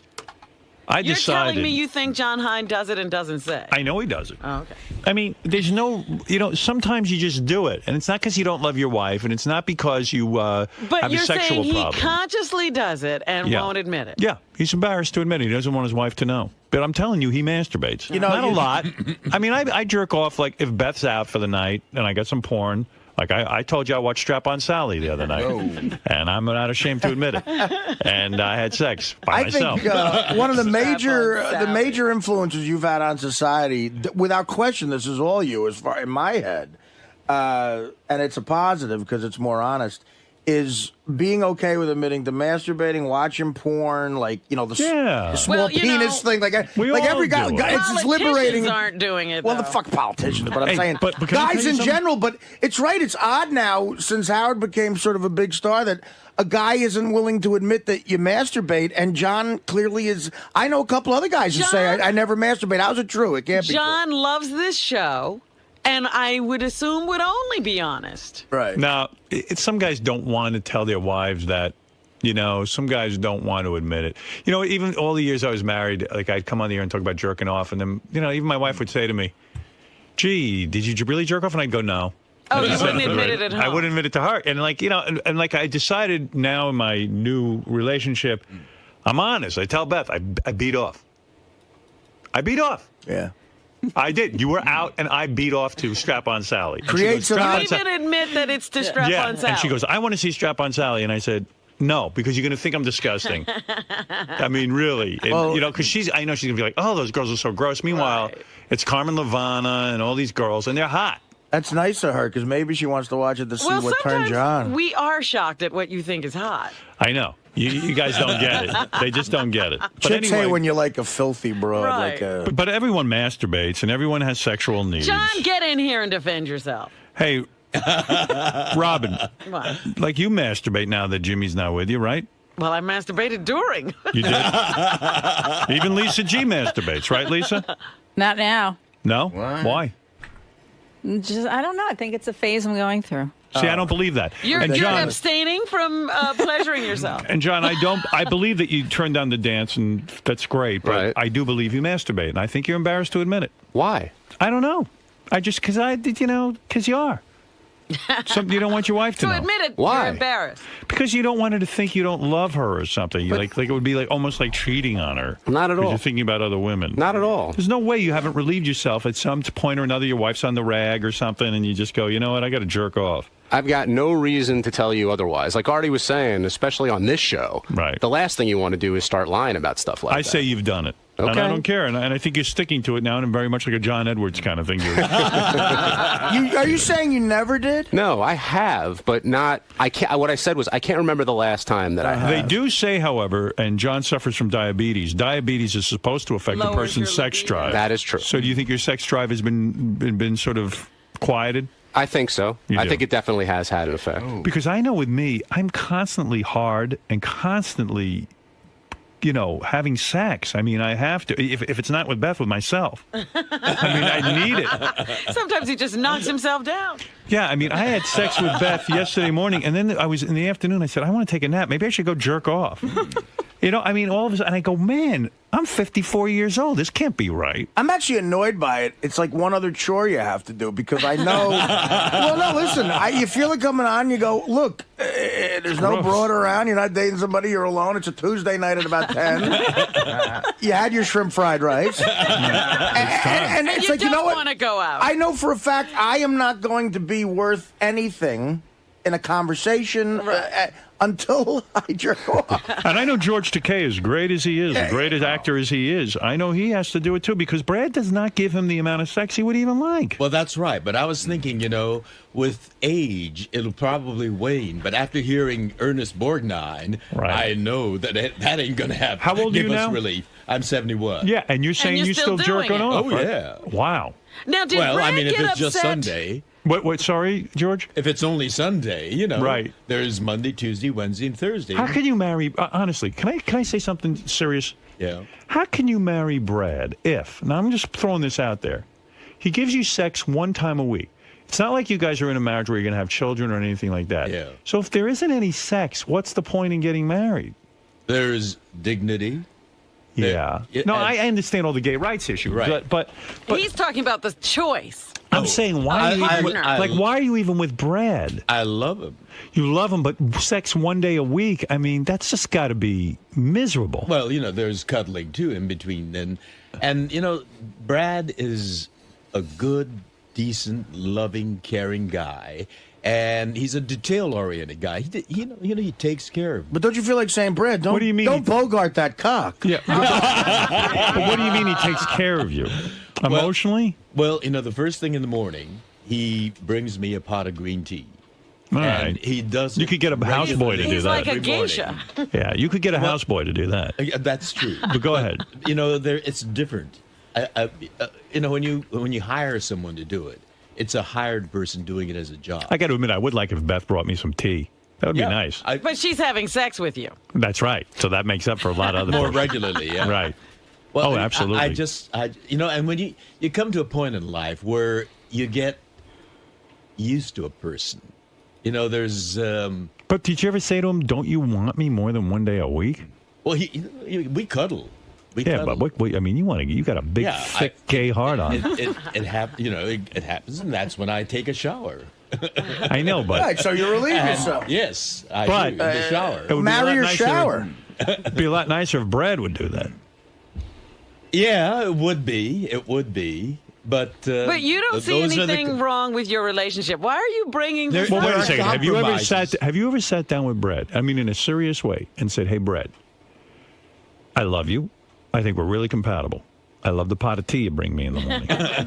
But, you know, I would really, really like it if we had more sex. I'm not saying it's going to drive us apart or anything because I love you, but do you think to please me, we could be together on Wednesday night too?" You know, since you've introduced it, I will have that discussion with Brad. Why have you never? Howard always has to introduce it. Why have you never? But why have you? Why do you think you've never done that? Are you afraid to do it? No, I'm not afraid. I just kind of, you know, it's consideration for him. He's not interested in doing it, you know, during. But what about like if you just said to him, "Hey, I really, really want more"? Well, you know, he gets very tense and intensely involved with, you know, he's my manager and he takes care of the books and he takes care of the bookings. Oh, so he's fucking you one way or the other. What you should do is you should sit down with him and say, "Listen, if you were doing this enough, I shouldn't even be able to sit down." Like the fact that I'm able to sit down without writhing in pain means we're not fucking enough. What is your point, though? I don't understand. Well, he's exhausted. Is he really? Business is so exhausting. You know how nervous he is. There were a lot of years between Star Trek and Heroes. I mean, he couldn't be that exhausted. It's a lot of cruises. Oh, no, there's a lot of Star Trek cruises and Star Trek conventions. Oh, that is tiring. Last week was Las Vegas. Next weekend's going to be Atlanta, you know. Yes. Do you two travel together? I'm hosting a Beam Me Up buffet. Yeah. And he carries the heavier luggage. Me Up cafe. What'd you say? I'm hosting on the promenade deck of the Star Trek cruise. I'm hosting the Beam Me Up buffet.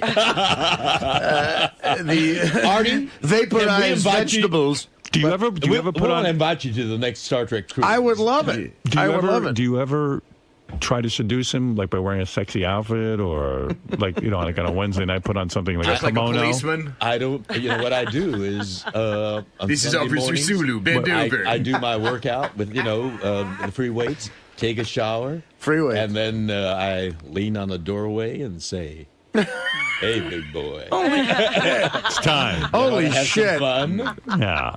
Every Sunday. You lean on the doorway and say, "Hey, big boy, you want to have some fun?" I may have put on a different pose, but you know. Yeah. When did it start becoming only Sundays?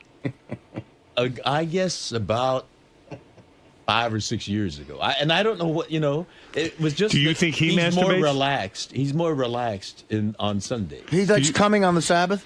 Do you think he masturbates? I don't know. Of course he does. I don't think so. Wait a minute. I thought he got upset with you the last time you mentioned that you do masturbate between well, since sessions. he knows now, I can talk about it. But he did get upset. He did get upset.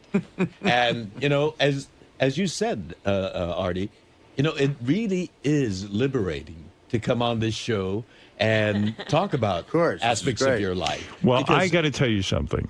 I think you need to sit down with Brad and just say, you know, Brad, let's come clean with one another. Yes, sir. Here we're about to get married, and we have sex on Sunday. And, okay, I love you for a lot of different reasons, but, you know, my needs are much greater, and I really would like for you to consider having sex with me on Wednesday and Sunday. Well, and you know what? Now that we've discussed it on the air, I think he will agree.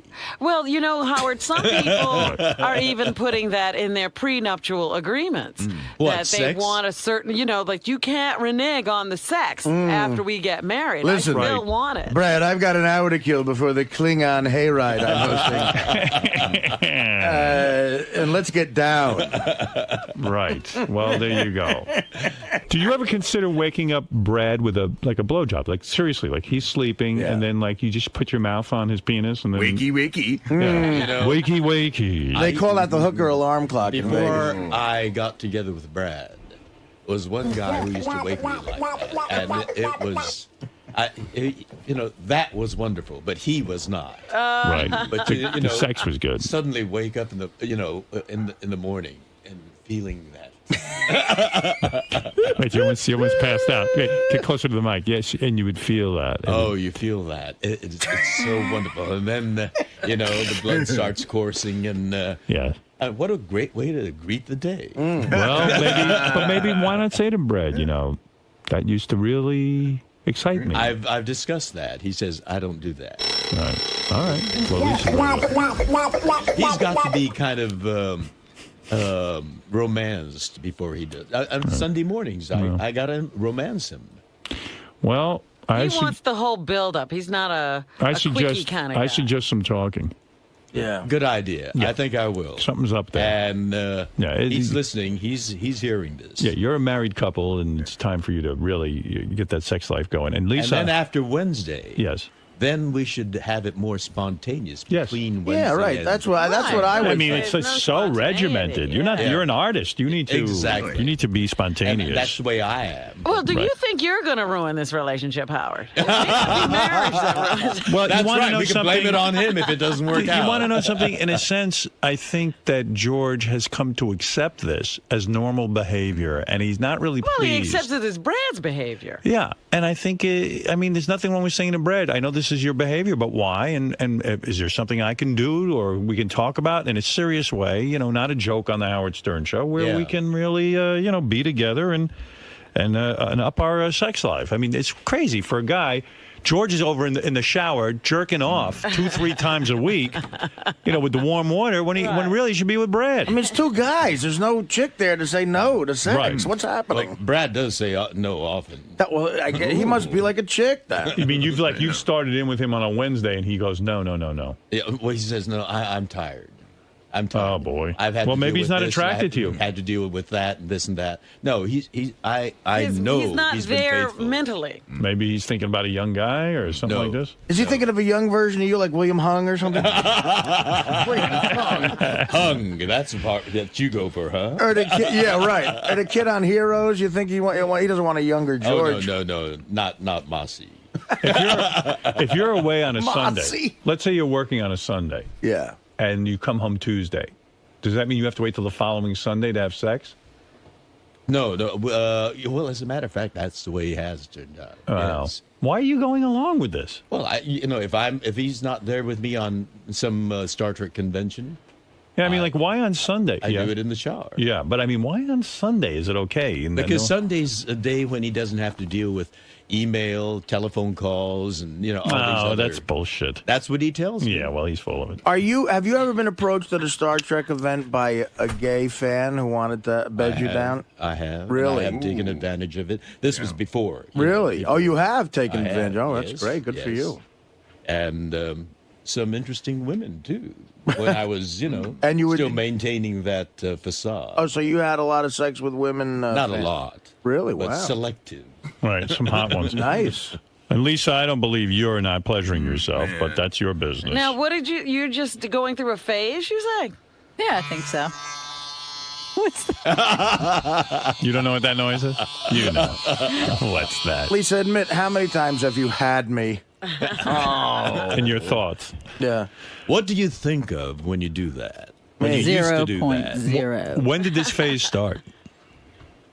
I don't know. It's been a while. I think it's all part of not dating, just turning all that aspect off of you, inside of you? Maybe I have. I don't know if I have done it intentionally, subconsciously. I don't know. Robin, have you gone long stretches of time where you without masturbating? Yeah. No. Why? Why would I do that? Do you believe Lisa when she says she's doing that? I believe her. Why would she lie to us? Well, shame. No, I don't. Yeah. Shame. Yeah, shame. Just want anyone to know what she's up to. Thank God, Robin. Plus, she puts her fingers in the cupcakes. No one wants to think of that. Maybe she shouldn't. Hey, Lisa, some guy contacted me. His business is he does some sort of test where you can tell the germs on your hands. Yeah. You could swab your hand and know. And that's why you shouldn't put your hands in the cupcakes. Yeah, I know. I saw something on TV that when you double dip, it increases germs by like 1 million, if not even more. Want me to swab your hands? I can have the guy come in and find out. My thing was, I just touched the cookie. I didn't touch the cupcake. Doesn't matter. No one wants that. Electricity. All right. Anything else in the news there, yes, Lisa, besides you're not masturbating? Well, you're not the only one getting married. Jason is getting ready for his upcoming wedding. He says that he's already started to take measures so that no one gets embarrassed for his wedding. He has told the DJ, do not give the microphone to Sal or Richard by any means. Don't let them get, how they pass around the mic? Yeah. And, you can sing or say something nice to the bride and groom. And also, there was a big debate about Jason's wedding. He has admitted that he's gone into debt for this. Well, his mother wanted shrimp and was relentless. Well, Jason finally put his foot down and said, I am not paying for shrimp. So the big news is his mother will be paying for it, and there will be shrimp. He should do that with the whole wedding. I mean, it's a little too late now. He has no money. To go into debt, that's just the opposite of what a wedding should represent. Yeah, it's a shame. It really is. How much is your wedding going to cost, George? Have you figured that out yet? Yeah, it's going to be pretty costly. How much? All the bills haven't come in yet. What would you say, guesstimate? I'd say over 60. Over $60,000. Yeah. Are you splitting it? Well, it's coming from the same pot. Right. Our mutual pot. Right, yeah. So you're splitting it. That's nice, though. You guys have joint bank accounts? Yes. Oh. Oh, he should put out 2 days a week for that. You're the earner there. Yeah. Well, he's the one that, smooths the way. You got a prenup with him or what? No, we don't. Whoa. Whoa. Hold it. We trust each other. Wait a second. Oh, my. Oh, I don't think Brad will approve of my being on the show getting advice from you. I'm just being sensible here. This is not a bad... I don't know why prenups have to be a bad thing. Why can't people talk about their finances? They should be mandatory, shouldn't they? You can't talk about your sex life and you can't talk about finances with this guy. It's like you're two strangers. He brings you a pot of tea. Our sex life. How much are you going to pay him for a pot of tea? I mean, let's say shit hits the fan. Well, he does manage my, affairs with great efficiency and precision. And any good accountant could do that. Well, that's true. And we do have an accountant in addition. Right. So you're telling me if for some reason, legally, if this thing ends, and it could. Anything's possible. Right. But I don't. So you're going to give up half your fortune? Well, I don't think it's going to end. Well, what if it does? Paul McCartney said that, too. I had him in here. He said, you know what? I love this woman. I believe in love. Yeah. And guess what? She hauled his ass right into court and fucking embarrassed the shit out of him. Yeah, but Brad's not her. He's a different personality altogether. She gave him sex more than Sundays, too. Well, that's true, I guess. Well, maybe, I can... the wedding could be the basis for a bit more regularity. Well, hold it. Now I'm talking about money. Why can't you sit down with Brad and say, look, I want to know financially where we're going to be at if this thing shit hits the fan. And I'm not comfortable giving you half of my money. Maybe George is comfortable. Is that the California law? Yes. Yeah, it's half. Half of everything you've worked for. Half of every fucking shitty Star Trek fan you had to sit there and fucking blow in order to make money. Every one of those fucking pancake crews. Yeah, every time you were trapped on that boat with all those nudniks. I didn't see Brad at camera blocking every Thursday. Hey, George, could you sign this for me? Young man, I can't hear you through your William Shatner mask. So you think I should have that discussion with him? Oh, yes. What are you comfortable paying? Were you comfortable giving up? So what, how do you... Here's how you do it. I'll be you. Yeah. Brad, I'd like to sit down and talk about something. Yes. Now that we're getting married, this is a legal agreement. I want to work out a prenuptial agreement so that if anything should ever go wrong, not that I think it would, I understand what I'd have to pay you. So do you negotiate some kind of percentage? Well, you would sit down with a lawyer, and he would sit down with his lawyer, and you would say, here's what I'm comfortable. Do you have a problem with this? Our lawyer is our mutual friend. No, you get two separate lawyers. Man, that's a conflict of interest. Something. I see. So we can't get... What would you feel comfortable with if you and Brad split up? Right. He's been your manager for a number of years. He's relied on you for his lifestyle and everything else. So what would you feel comfortable giving him if it didn't work out? You know, if it really didn't work out, and I don't think that's well, yeah, we know it's not. It's going to work. If it really didn't. But if it didn't. You know, I love him enough to say I'll give him half. There you go. Wow. Then you don't need a prenup. I'll give him half. That's love. Well, you're not saying that with a lot of confidence. You were like, I'll give him half. You're testing me. You're not comfortable with half. Why don't you admit it? Why are you not admitting that? I could give him 20%? the Arizona house, and I'll keep the L.A. house. Okay, fair enough. And, you know, a reasonable splitting of... 50%? Hey, well, he's got to maintain the house. Who's going to get the Hummel collection? If he was a manager of anyone else, let's say he got 20%, and okay, now he's your life partner, 30%, but 50%? I mean, honestly. Howard's starting trouble. No, I'm not. George, come on. He'll see you as why? Would you like to negotiate for me? Yeah, bring him in here. Bring him in here. Not on the air. Oh, yeah. Bring him in here. I'll talk to him. You're not going to get Howard on the phone off the air. Right. Are you getting married on a Sunday? We're getting married on a Sunday. All right, well, you can say, Sunday look, afternoon. You know, so you tell him you got to fuck me twice? Wait a second. George. So, George, you're going to just go into this blindly and not have a business discussion with him about finances? Well, we have not had that discussion. I just assumed... You were not going to have it, were you? You don't think about Yes, you did. You're lying now. You're lying to yourself, not to anyone else. You have thought about it. No, I really have not, quite honestly. You never sat down and said, oh, my God, if this thing doesn't work, I'm in a contract with this guy that I have to give him 50% of my assets. You know, it's been working out well. We know that. Mutually for the last... But gay couples break up just as much as know heterosexual they do. And we've know seen many a who number have. of these Right. marriages already hit the rocks and break apart.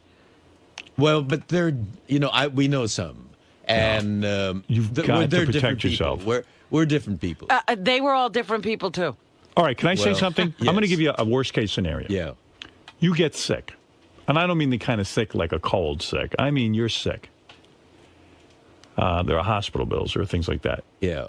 You're not the George Takei, the vibrant guy. Right. Brad loves you. He's with you, this and that. But I know he will be. Yeah, but you know what? It turns out he starts fucking around with some other dude.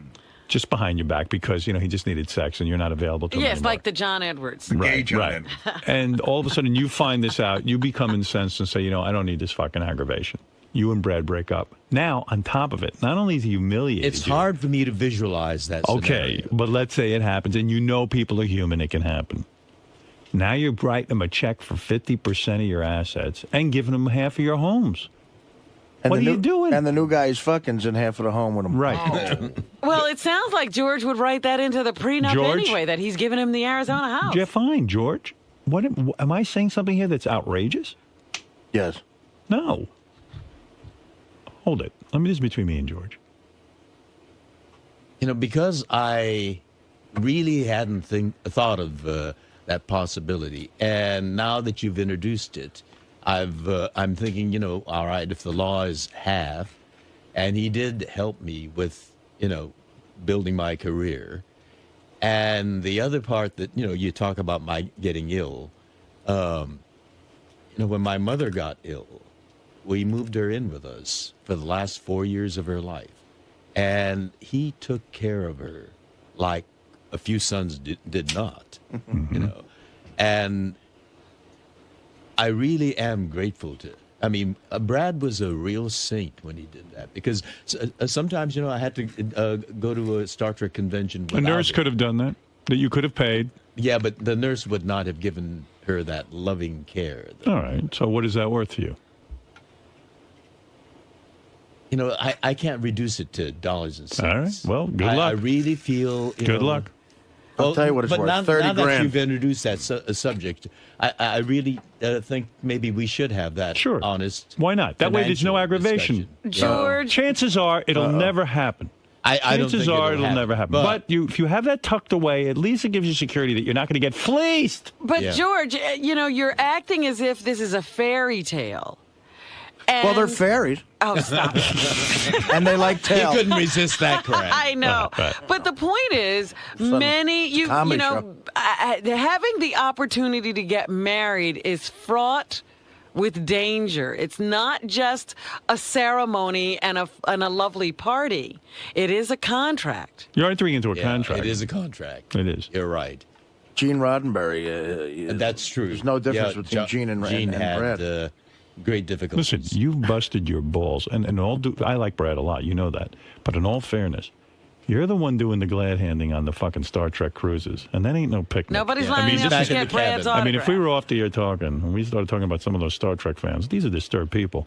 And the fact of the matter is, that, you've paid your dues, pal. Bless their hearts, though. That's right. You've paid your dues. You've been trapped on a boat with those people. You know, you've paid your dues. You don't have to. I mean, sitting there and sucking up. I will have that discussion. Yeah, good. I think that's fair. We just may have that discussion tonight. Good. Ooh. And do it. And they may not be getting married tomorrow. If you're holding it back out of fear, then you... No, it's not fear. It's not fear. It's just, that...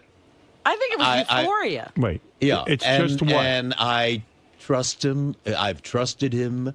And the trust has been reciprocated all these years. And, the thought of parting never entered my mind. And, our relationship has been tested, as I say, moving my mother into our house. Mm-hmm. And George, we don't know. We don't know in which ways it's going to be tested in the future. As, things can erode rapidly. Yeah, listen, every guy who gets into marriage thinks it's going to be perfect. Trust You're so funny sitting there with that bee. I'm looking at the bee as he has this. Yeah, I got Beth's initial tattooed on my finger, right there. Oh, right there. See, right there. Yeah, and I don't have Brad's bee tattooed on me. Right. So I'm saying the same thing to you. Listen, we all believe it's going to last forever. But then when the shit hits the fan, you like to know at least everything's been banged out ahead of time. When you weren't emotional and angry. Why would you leave a legal contract up to the state? You make that up with Brad, and let's get some lawyers involved, and let's get this thing going. All right, I'll have that discussion tonight. Nothing is more romantic than lawyers. You want to get into this. And if Brad is, so we should get different attorneys. Not you'd have to. Now. Any lawyer will tell you cannot have the same attorney. Yeah. It would not be legal and binding. You have to have two separate attorneys. Because our attorney knows both of us. That's right. That would not be right. You should have two separate attorneys, two divorce attorneys. Who sit down. Divorce attorneys. Yes. Oh my God, this is being reduced. But George, that's the way it works. You want to be to in heterosexuality. the world of marriage. This is it. Yeah. This is what you fought for. Welcome to it. Yeah. Yeah. All of it. The whole. Whether you don't mow the lawn for 2 days. Positive and the all you're doing, what you fought for here, is to have a legal contract with somebody. So if you're going to have a legal contract, you ought to sit down and find out what the fuck's in it. Don't sign contracts. If you went on a TV show, you wouldn't sign a contract without reading it. That's true. So why are you going into marriage without reading the contract? We're fighting for laws that doesn't allow heterosexuals to be married. Yeah. You'll soon see. All right. That's why I will take your advice. And by the way, that's why I see you're not having any cold feet or any kind of, because nothing seems to be changing. It's not real. But you don't realize you're signing a contract when you put your name on that marriage. That license. That's true. Yeah. That's true. It is a contract. Yeah. And if Brad loves you so much, he'll be willing to sign a reasonable contract.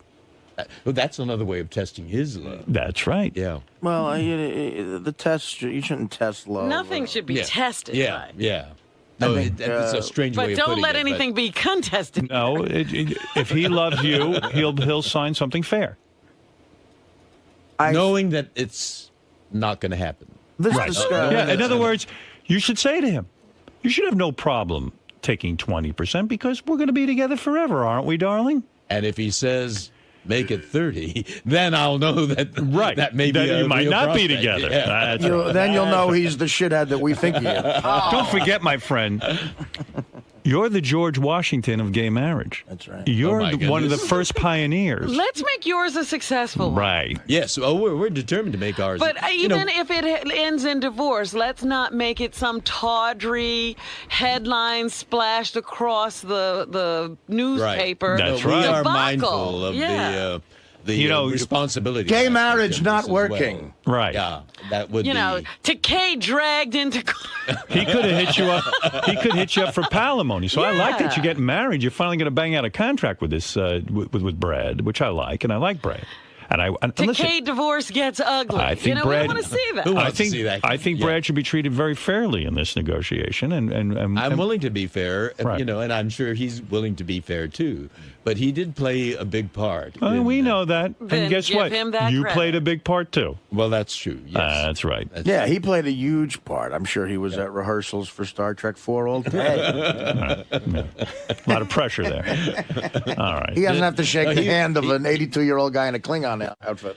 He put up with a lot from me too. Well, I'd come home taking care of your mother exhausted is shit, man. That's a saint. Holy Christ! He is a saint. Yeah, I wouldn't take care of your mother. But I know you wouldn't. Yeah, she'd be out of luck. And with you, I'd get a prenup. Right. Listen, I love you. Look at me.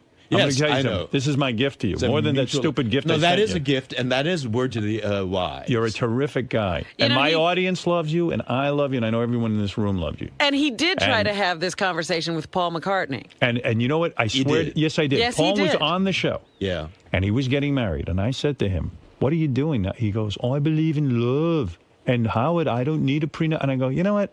You're being naive, Paul. And Paul's one of my heroes. All you need is love. Yeah. And I said, man, you're a great guy, but come on. And sure enough, he did not take your advice. And $60 million later, MELTDOWN. It's like he didn't write Hey Jude. No money. Right. He might as well not have written Hey Jude. Yeah. But how could he have fallen in love with that woman? You know, I've seen her on TV. Understood. These Every situation is different. Such a shrew. But he, sometimes you don't know. Peg leg cunt. She was able to.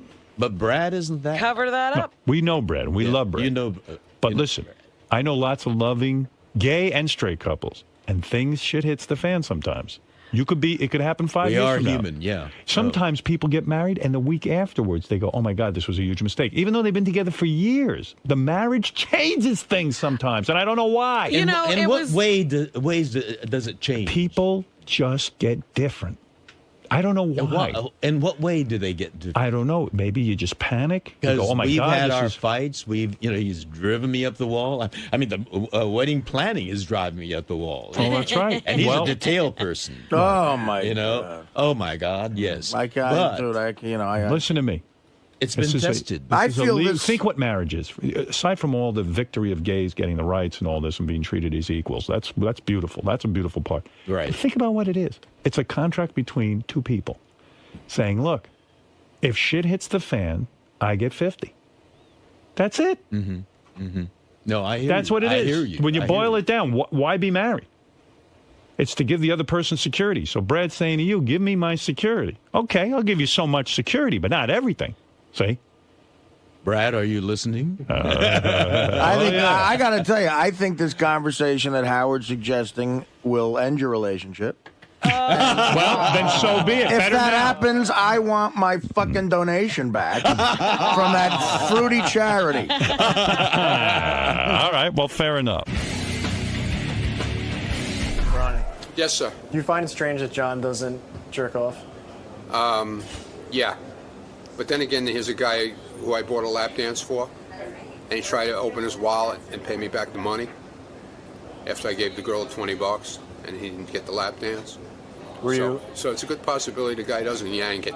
Were you offended by that? No, not at all. He was upset because I paid the girl $20, and, you stupid asshole. How often do you yank the pole?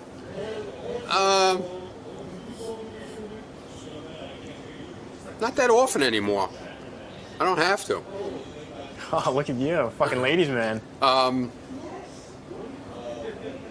it's been a while. Actually, it's been a while. Over a month? No. Couple of weeks. Sal, do you find it strange that John Hyde turned down a lap dance? Yes, I do. I mean, I don't get it. I mean, the guy's a multimillionaire. He's on the Howard Stern show. He's one of those guys that tries so hard to be out of that. He tries so hard to have a reputation of not masturbating and not messing around with girls, he's the guy you're going to find in a brothel in the South Bronx with 4 girls, you know, the jacuzzi running, probably some duct tape and chloroform, you know, sitting on the pillowcases. John Hine's a creep. You know, there's no doubt. You know, it's just like Spitzer. The harder you fight against it, the more of a fucking degenerate you are in the closet. And that's what you are, John. You're a degenerate creep. You're an idiot and a liar, and you can't pull the wool over my eyes, asshole. All right, that went in a different direction than I thought. Mark my words. But I love the guy. But come on, let's call a spade a spade. He's a man who brags about 80 blowjobs, and now he won't wrap his hands around his cock and whack off to the thought of a hot chick. Is that believable? Is it? I don't buy it. Of course not. It's bullshit. Now, Sal, how often do you crank one out? Once to twice a day. Twice a day? Once to twice a day. Wow. If I can. It all depends. Oh, if you could, you'd do it a lot more? Yeah, I mean, I get home, my wife's not home, so, you know, I toss one off then. You know, I have a 15-minute gap to toss one off, I'll do it there, and then usually in the shower, where nobody can hear me, you know? Because I'm a man. That's what men do. Men jerk off. We jerk off. And John's a man, too, but John's a lying man. John definitely jerks off. He's a big, fat liar. John Hine, you skated through that one. You skated up. There's nothing to skate. Why can't Howard wrap his head around this? This is just something you don't do. Because clearly he's the opposite. And what bugs me about it is that he thinks I'm lying. But I've been a fan of this show forever. I know how things work here. Why would I lie? You know what I mean? So look, he's going to think what he wants to think, and he's entitled to. He's just wrong. Chuck that rod, damn it. Now, the same way that dance. the same way he finds it strange that you don't. Do you find it strange that he does that much? No, I think that's more normal. I mean, maybe he's a little bit beyond normal, but I think most guys are like that. Look, if I was that way, I'd totally admit and be whacking off 10 times a day, but it's just not. I'm very satisfied with my sex life, and if there were problems, I'd address them, but I'm okay. George.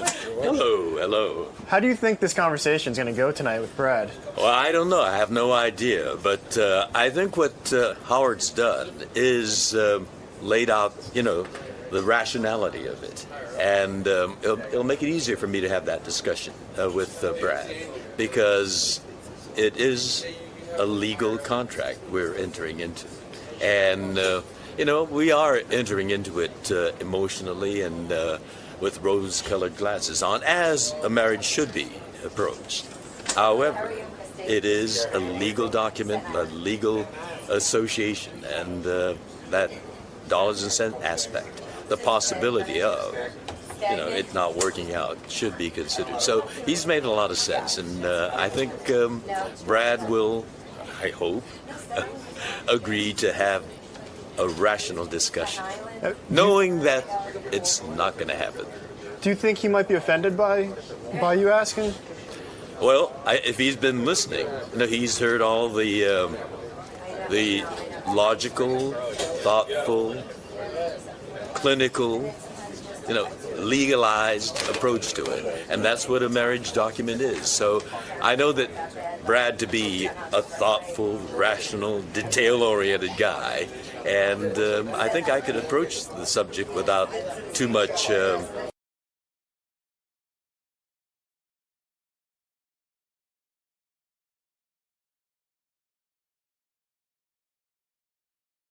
with John Hine and Gary Dell'Abate. The best of the wrap-up show begins now.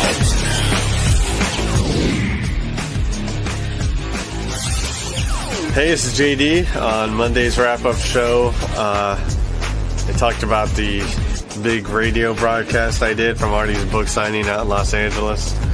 And also, you know, older women, you know, loving me or whatever. I don't know, liking me. So, anyways, just watch. Just watch. Now, JD also had an interesting theory, I thought, about his fame and his fans. Hit clip number 2, Teddy. Here's JD wondering if he's following a certain path. The one girl that said she wanted to have my baby looked like. Don't like, say that. well, she did. You didn't like the way she looked? Well, I mean, she was a little older, and I think I'm like the Clay Aiken of. You know how Clay Aiken has the Are you coming older... out of the closet? No. But like, What are you talking about? But you know how like his fans are like these older women or whatever, the Claymates. I don't know. You're saying you think that maybe your fans are older women? Something like that. I don't know. Not hot chicks. J-mates. Yeah. That is one of the most insane theories in the history of the show. How do you make that jump? Like, because probably, listen, you got his numbers, everything's diminished. So if 2 older women liked him in a year, that means that older women like him. Well, JD should come down here and explain himself. Yeah, that's really was an absurd statement. Benji, how do you think JD did? Well, I think it is. Listen, you're joking around, but I think a live environment is really tough. Even when Howard does a show in Vegas, it's hard to get control in that kind of environment. And it bothered me. I know we do the exact same thing, but I felt Steve was being like a little condescending to him. A little? Yeah. He was being condescending, and that bugged me. But it sounded really interesting. But I don't know how much it was interesting because it was train wreck interesting or just fun to listen to. See, we pulled the best parts. Like Scott sent over 15 clips, which I sent over to Richard, which he turned into 6 clips. So we didn't listen for I don't know what the whole thing sounded like, but when Tim came to me, I said, Tim, really, you're going to cover the book signing for an hour? I go, it sounds like a long time to watch Artie sign a book. Like, so somebody going to stand there and say, now Artie's, making the L and the A. Like, I didn't know what they had planned, but it looks like they had reports and stuff. And listen, I guess the great thing about this, our station here is we can experiment and stuff. So I'd love to hear from somebody who heard the whole show. One thing I was just going to quickly say was that the people there had no idea they were on a radio show either. There was no production, there was no opening, there was nothing. So it was just JD and Langford walking around with microphones. It didn't really look like, no one really knew it was live on the air. I mean, was it difficult to do the broadcast the other night? Yeah, a little bit. Because, if I'm trying to talk to one person, 50 other people are trying to talk to me or trying to get me to sign an autograph. And they're like, the Book Soup people are moving the line very fast. So, sorry I ran down here. It's okay. So, they're just, as they're passing by me, they're like, sign this, take a picture. And that was the whole night. And people whooping at me and stuff. Well, that you can't, but you should say, hey, I'm on the air. But you should have said that while you say, listen, I can't really do that right now. I'm on the radio. But I'd like to talk to you. But the other thing is, did you feel that Steve Langford was condescending towards you? Did you get that impression? Because that's what Benji said. I feel that's Steve Langford's sort of on-air character persona, whatever he's trying to do. So it's fine with me. I think it was funny. We played the clip. You also likened yourself to Clay Aiken. You want to expand on that a little bit? No, it was a weird. I should not have said anything because I'm sure I started a whole fucking stupid thing of J-mates or whatever the hell it is. That's doubtful. Yeah, right. I mean, really, that really is. Oh, I hope it is. You feel like you've this whole Jared, Team JD, Team Jared shit fucking blew up and. Whatever. Wait, so what's your concern? You've started a J-mate trend? Like, no, I'm asking you seriously. Yes, I don't know. Like every time you walk out of the building, there's gonna be like 1,000 ladies screaming and stuff. Forget it. Do you have sounds stupid now? Do you have a lot of older women hitting on you? First of all, define. I have. There was an older woman at the book signing telling me she wanted to have my baby. Define older. Tell me what older is to JD. I would say over 35. I mean, they're not old, but like 35 to like 45? 35 to like, 50. Or late 40s, I don't know. And you get hit on a lot by women that age? Yeah, how frequently does this happen? I don't know. It's just wherever. No, not wherever. How frequently does it happen? I don't know. Messages on MySpace and stuff like that. I don't know. What kind of messages? Just messages. You're very cute and stuff like that. But not from other 23 or 24-year-olds. Yeah, but not as much. Not as many. How do you know? Like they're over 35? You check their profile? Of course. Kidding me? I'm sorry, I don't know. Well, I'm just saying. So great. And so now you're worried like you're going to get I don't know. Overwhelmed with online requests? No, forget it. You think you're being pigeonholed that only older women will want to fuck you now? I don't know. I just shouldn't have. It was a stupid thing to think of. No, it's not. But it seemed like you had a genuine feeling. Like, in other words, you were being honest, so don't be ashamed of being honest. The more women that are forthright with their wantingness or whatever seem to be like that. Like, I've yet to see, a hot 21-year-old tell me she wants to have my baby. From what Gary's saying, like, are you scared that it would hurt your chances of getting younger girls? I don't know. Whatever. Like, why would it be bad? Is it annoying to you? No, it doesn't. No, it's just, well, if I want a regular relationship or something, yeah. But you don't think you could meet a 35-year-old woman who could do it for you? Maybe, but I mean, it's unlikely. I mean, how old are you again? 28. That's not even that much older than you. No, I know. I was thinking you were like 23. No, but so behind these older women might be these hot young women that are trying to get to you, but you're surrounded, so they can't. Exactly. I guess. Is 35 your older woman cut off? Like, is that the age? Would you? Oh no. There's no. What do you mean no? Hot, like 50-year-olds out there. So what do you care? Why do you care how old they are if they're into you? It's more. I'm more thinking of a relationship type thing for that sort of thing. And they might confuse you, trick you. I don't know. You guys, I'm just very confused right now with this whole conversation. I'm being condescending. But are better-looking girls running your way now because you're sort of known? Yeah, why aren't you're on the radio now? Why aren't super hot chicks getting a hold of you? Was it Facebook? There are some. Then why aren't you doing anything about it? Well, I mean, a lot of them don't live in New York, or they already have boyfriends. Well, you're getting laid so often that you can't travel. In other words, if there's a girl in Philly, a girl in Boston. Well, I mean, I guess I would have to feel like traveling somewhere. I'm a very lazy person, Karen. I don't feel like doing anything There's during the no week. heterosexual man that's too lazy to get laid. Well, I guess that's me. So that's impossible. Sorry. But you can't. Sorry, you can't complain about it if you have options. No, I'm not. I don't say anything. I'm not. I wasn't complaining. What was I complaining about? Let's go to Cape Cod and talk to Jay. Jay, you're on the wrap-up show. Hey, what's going on, guys? Hey, Jay. I just got a comment on this whole, watching JD and he's a train wreck. It's become a painful train wreck. It's no longer a comical train wreck.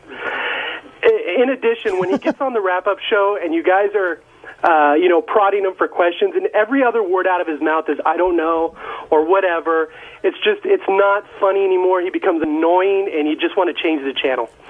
All right, Jay, not a big fan of Jay, you. You're entitled to your opinion, but again, I think you're in the minority. The email and the call show us that JD has a high Q rating and is loved on the show. High Q rating? People just like you. I want to see that. Anything you'd like to say to Jay in your defense? I completely agree with him. On Tuesday's wrap-up show, it was all about Artie's revelation, which is in his book, that he tried to commit suicide. And on the show today, he got into pretty specific detail about what happened. So naturally, on the wrap-up show, we theorized about what went on and how he was feeling. And, well, we love talking about near death here. So enjoy it. We should lead off with Artie and him talking about that suicide note in the chapter in his book. And I think Lisa G came in with a news story, and then Artie sort of told the story about what happened and the way things ended up for him.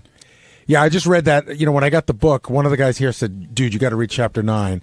And I said, what is it? He goes, I don't even want to tell you. He goes, but that's the secret he told Will for the contest when we first got back. And so I read that right away. It's a very interesting chapter. It's got, it's a lot of, it's sad and it's funny and all the things, but I wasn't completely surprised by it. Do you know what I mean? I mean, you expected Artie to no, I didn't expect him to do it, but I wasn't surprised by it. Does that make sense? Yeah. I mean, he was just into so much deep shit back then. Carrying so much baggage and everything. I'm not shocked that he tried that, but it is interesting to hear him tell it in a blow-by-blow account. Yeah, when he was explaining it today, he talked about when he was messed up, but then he sat down and he's like, okay, I'm going to take this journey and see what death might be like and this and that. I mean, you've got to be pretty screwed up to reach that point. Yeah, it's got to be in a dark place. The thing about Artie is, and I think that this is why I love him, this is why the audience loves him. Like Artie he told that story on the air this morning. That had to be what? 20, 25 minutes? More than that. More than that. That motherfucker could tell a story like nobody else. Yeah. The guy can tell a story because he could. It's unbelievably sad, but yet there's laughs in it along the way. At the end, it's poignant. When he talks about all the Quincy Jones stuff, and he's just one of the most amazing storytellers I've ever seen. We make the comment all the time how, one day in Artie's life covers pretty much every event in mine. Well, yeah, like the least crazy thing Artie's ever done is for almost everybody else the worst thing. Like if Artie stole a car once or something, that would be the story of my life. And that was like what Artie did on his way to buy heroin and commit suicide and fuck whores. And robbing a bank. And I mean, it's crazy, Right. the stuff that he's done. How different was it, though? I read the book as well. How different is it hearing Artie tell that story versus reading it in the book? Well, it's very interesting because you could just hear in his voice, what it means and everything. Visually, it would have looked better if he would have taken those rock star glasses off. He had those sunglasses on the whole time. But you can hear in his voice how real it is to him. And, of course, Howard and Robin are laughing throughout the entire tale. Well, the best part about it is almost everybody I know who's read the book said, "Oh, my God, Artie, I can't believe that, you had the suicide attempt." And, people would have even argued that, or people like Howard and Robin would have argued that, but there was a note, so you couldn't dispute that. But then they said, well, how long did you have it in your system before you got to the hospital? And Artie said, I don't know, 5 or 6 hours. Like, oh, you were hardly even close to death. Like those two can diminish anything. And Artie's telling this heartfelt story, and then Howard has one question that he really wants to ask, and that's about the note. Teddy, hit clip number 1. When you write a suicide note, do you do a rewrite? In other words, do you ever sit there and go, That's this not one's any no good? I threw out 3 versions. You did? I did. Did you put that in your book? I thought one of them sounded too sappy. You didn't want to be judged. Isn't it weird? Like you're killing yourself and yet How are they going to take this? One I thought was too long. I figured my mother going, we got to get... You're boring everyone. I got to get to the funeral parlor. Right. So Howard wondering if the suicide note, how many versions of it he went through, and the one that he wrote is really, it's short and sweet, but it breaks your heart when you read it. It's almost like Goodbye Cruel World. You know what I mean? It's like a sentence, but it says what it has to say. And I don't want to give too much away in the book, but it's and not to plug Artie's book to death, but it's definitely worth the read, especially in my opinion the first couple of chapters. Yeah. Those are just heartbreaking. Yeah, and the story, my favorite chapter I told Artie was the chapter when he worked on the docks, and that whole mentality of working but not working and figuring out how we can gamble and spend money we don't have while we work. It's just I find that fascinating. Let's talk to Einstein in Florida. Einstein, you're on the wrap-up show.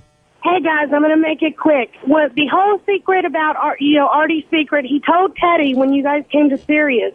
Do you think there's any possible way that Teddy told Robin and Howard? Because when they... Let me stop you because you got your info mixed up.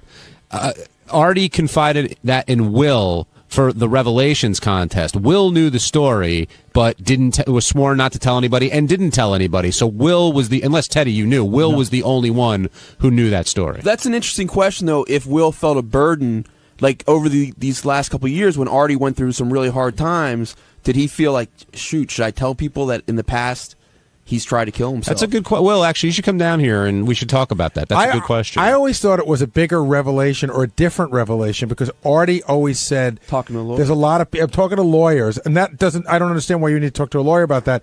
And a lot of people involved would be hurt.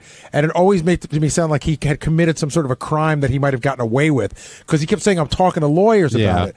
Why would you need to talk to a lawyer about that? I don't know. I don't, I don't know if he's I don't know. That's why, I was the exact same thing went through my head. Unless it was something about he had done the book deal ahead of time, and the book deal was already in. Maybe that's what he. I don't think the book deal was anywhere near. Yeah, I think even before the book, he had revealed there was some other. Yeah, story. something the story about Gus had come up before. Yeah, because I love that story about the Gus, the guy in the mental institution that would just wander into your room at night. And who already said he had probably the best conversation and he also talked he's about had. the nurse before. That's true. Not the nurse, the lady that was praying for him. That prays yeah. What's that phrase he said? She said, if you kill yourself, you're going straight to hell. Yeah. So I hope that answered your question, Einstein. Will Murray now joining us. I don't know if you heard Benji's question, but it's a good one. You knew the suicide attempt story. You kept it to yourself as you were supposed to do. But when Artie was going through all this stuff over the past couple of years, sort of the roller coaster of his life, did you feel like you should be telling somebody, or you could, were you ever more worried for his life because you knew he had attempted suicide once before? Not really. I think that everyone was pretty concerned about Artie just based on what they knew already. I don't think knowing that he had attempted suicide in the past was going to change anybody's opinion, really. You know what I mean? I think that it didn't come really to shock to anybody that he had tried that, did it really? Well, that's what I said. I said I didn't expect it, but I wasn't surprised by it. Right. I mean, I think that what we saw out of Artie here, I mean, the crazy attack on Teddy and that whole thing was way crazier than, a suicide attempt 10 years ago. Yeah. When he told, you know what I mean? Yeah. Will, when he told you that revelation, were you shocked at that point, or was it just, there's another Artie story? Check. Yeah, it was probably more like that, which is kind of sad at this point. Did he tell you why he had to talk to lawyers and everything? Do you have any idea about that? No, I think his concern was for his mother. I don't think he wanted her. It would upset her to talk about that. But he kept bringing up lawyers. He goes, I talked to a lawyer. He goes, I talked to a lawyer, but it's not a good idea. Was there? Maybe it's Mad TV. Like, maybe contractually he had something with them. Or maybe with Sirius, maybe he'd worry it affect. I don't know. Yeah. I don't know. Look, we could theorize it all day. So now I only about have it. one amazing revelation that's left over. Oh, wow. Oh, Gary. Whose is that? Mr. Delabate's. It's so great. I don't think it's that amazing, but it's, you know what? It lives in the vault. It lives in the vault. Can you give us any hints, Gary? None. Another question for you, Benji. Because of the guy I know you are, when he talked about sort of exploring that other side and the darkness, and you sort of get pretty deep in thinking about. So, have you ever been in that place? Like, have you ever contemplated taking your life? I've thought of it intellectually, like I don't want to get you in trouble and arrested or anything. No. Like I thought, how would you do it if you were in immense pain? Would I go through it? But no, I'm someone, and I've known people that have. But I feel like I just never would ever consider it, and never have considered doing it at all, other than just playing with the idea. Now, have other people on the show said they had? Howard did once, or he implied that he had a gun up to his head. Yeah, I thought he implied that as well. Anybody else that you can? No, but I'm sure. I mean, it's pretty. It's so common. I had unfortunately a friend, a really really close friend last year that of Sheila's died last year. And it's just a tragic thing because, it's like Artie was... Oh, they took their own life? Unfortunately, it was a horrible. It was a really great guy. And 9 years ago, or whenever it happened, 10 years ago, Artie was like 30, 20, 28, whenever this happened. And he really could have just ended it right there. Yeah. I mean, that could have been it, It. And I got a little worried when Artie talks about the other side. I'm scared that belief that... like Artie's curiosity, like what happens, which I have too, but Artie's like so like, oh, I'm gonna meet my dad, am I gonna meet Hitler, who am I gonna meet? Sometimes it scares me that definitive belief could drive people to do it, say, oh, what the fuck, it's gonna get better, I'll just ease the pain and do this. Another thing in the book, he does talk about seeing his dad again. He refers to it a couple of times, so I think clearly he believes that whenever he dies, they'll meet up somehow. Right. So, which is, I mean, it's a sweet, good thing, but it also, that kind of feeling could, make suicide a lot easier to do. I agree. I love how we're talking about suicide on the wrap-up show.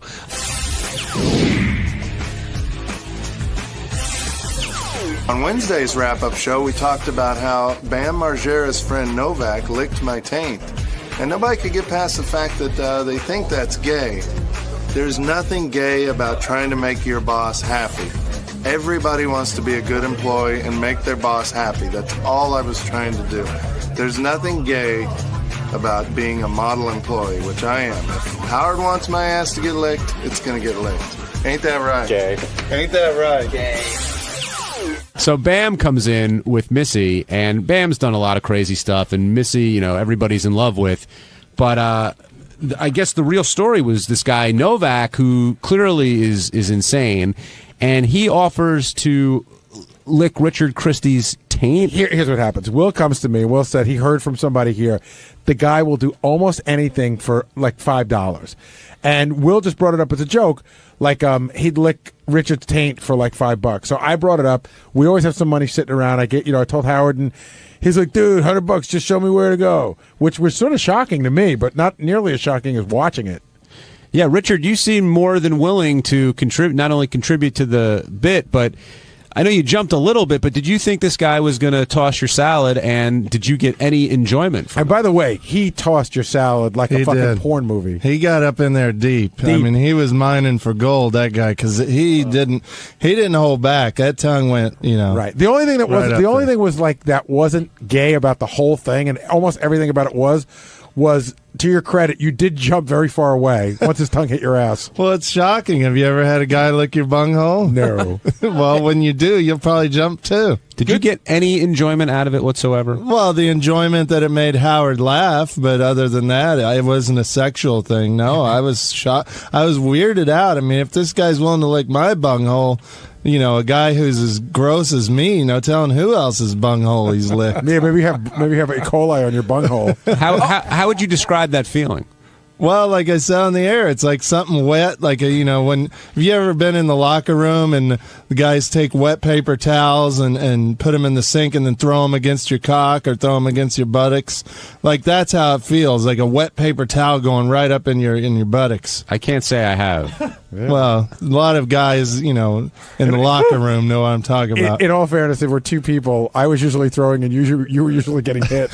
Yeah, I was the one getting hit a lot. And then, Sal, you came in later with your hemorrhoid, and you didn't seem like you were willing to do it, even though you showed it and baited him. But then finally you were ready to do it.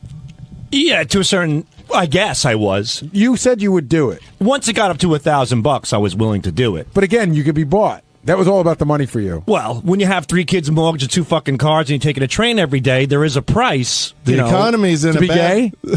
Well, no. Well, Christmas is around the corner. But there's a price to be gay. So would you let a guy blow you for a certain amount of money? No. You just said there's a price. The economy. You got a family. Whatever else. A guy licking a hemorrhoid is not a guy blowing you. It's totally different. And the hemorrhoid's blocking the asshole. So technically, he's not really giving you. He's not tossing the salad, so to speak. I mean, you can shrug your shoulders, Gary, but it's true. You can rationalize it any way you can to make it sound not gay, but at the end of the day, you guys got a tongue in your ass. But I didn't do it. I didn't do it. But you wanted to. No, I mean, you didn't didn't. want to, but you were willing to. Well, I always want Sal to be a part of everything we do. So I went up to Sal after I did it. I was like, "Where were you, buddy? I would have loved you to be in there." So we always like to be a part of everything together. This is the time I didn't want to be a part of it. So I get out of the bathroom and I see Richard fucking jumping like a frog with a guy's face slammed up to his asshole. I go, "What's going on here?" So then I found out what happened. I sat at my desk and Richard comes in. He goes, "Where were you?" And I go, "I just took a shit. I got this hemorrhoid that's killing me." Then Richard ran to Gary. Then I'm sitting there, and Gary runs on the air saying, "I want to participate." Yeah, but in all fairness, when Richard came to me, it almost sounded like you did. I said no to Richard 3 times. but he didn't say that. No, I know, you Richard, didn't. You seemed like you'd be willing. No, I said no, but Richard was laughing, saying, "See, Richard gets in this mode where when I say no, it's like rape almost. He thinks I mean yes." So I keep saying no, and Richard goes, "You know you want to." You eventually got to yes every on time, the air. right? Hey, Garrett, we've done this before, but if it came up for $10 million, you're gonna let a guy lick your ass? No, I'm not. Sure, you are for 10,000, Gary. I'm not. 10 million, and he's checked 10 ahead of million, time. Sal, not 10,000. Believe me, disease is like third on my if list. he's checked ahead of time for disease. But that's not my worry. You're a lot better off than we are, then, Gary, because that's a lot of money. And Dude, I'd have a guy lick my ass for about $3 million. You know what? Yeah. It's sort of like that movie. You just said you'd do it for 1,000. Oh, that's true. I didn't think about that. And Richard just did it for $250. Exactly. Yeah. Well, $250 I might not even get. All I can say about it, it is a lie. Remember that movie Indecent Proposal? Yeah. And he pays $1 million, but afterwards they really needed the money and it was going to solve all their problems, but they couldn't live with the fact that that's what happened, and they thought about it every day. I would think every day that's what I did. Well, what about the poor guy licking your ass? He's got to live with that too. Well, I'm assuming you're going to get a guy who wants to. A lot of gay guys love Gary. Yeah, but that's what stopped. Well, one of the things that stopped Scott the engineer from going through. Well, he was going to get fucked in the ass, and it was only for $250,000. That's that. I mean, to me, that is different. It was $250,000 on pay-per-view. Dude, I know I bring this up every time, but every time I think about it, we said we couldn't actually show sex on television because it would be X-rated, and Artie came up with the idea of putting Scott behind a black curtain. Yeah, so all he saw with his head, and you were saying, Let's go over to Robin in California. Robin, welcome to the wrap-up show. I did have to, during the whole licking the taint thing, have to turn off the radio because I almost threw up. That was just disgusting. Yeah, somebody said that was the most outrageous thing that was ever done in the studio. I think it's funny she turned off the radio and she couldn't see it. Seeing it was like, it was really funny because I usually shut my door, but I was in the studio, and when I came back, John Hine, you had the most disgusted look on your face, like, wow. This is a new level. Yeah, I thought Richard hit a new high with that. Me, I just stood there. He was the one licking my butt. You just let the tongue go right up your ass. Hey, well, what was I going to do? I got to make help out the show. I'm trying to make my boss laugh. Hey, it's Gary Delabate, Baba Booey. On Thursday's show, we had our favorite polygraph expert, Ed Torian, in, and we wanted to give Lisa G a polygraph and ask her questions like, are you in love with Howard? Ask her some cool questions about her sex life. And Lisa, of course, refused to take the test, as I knew she would. And then it became a big discussion. Is Lisa G a team player or not? You watch and you decide.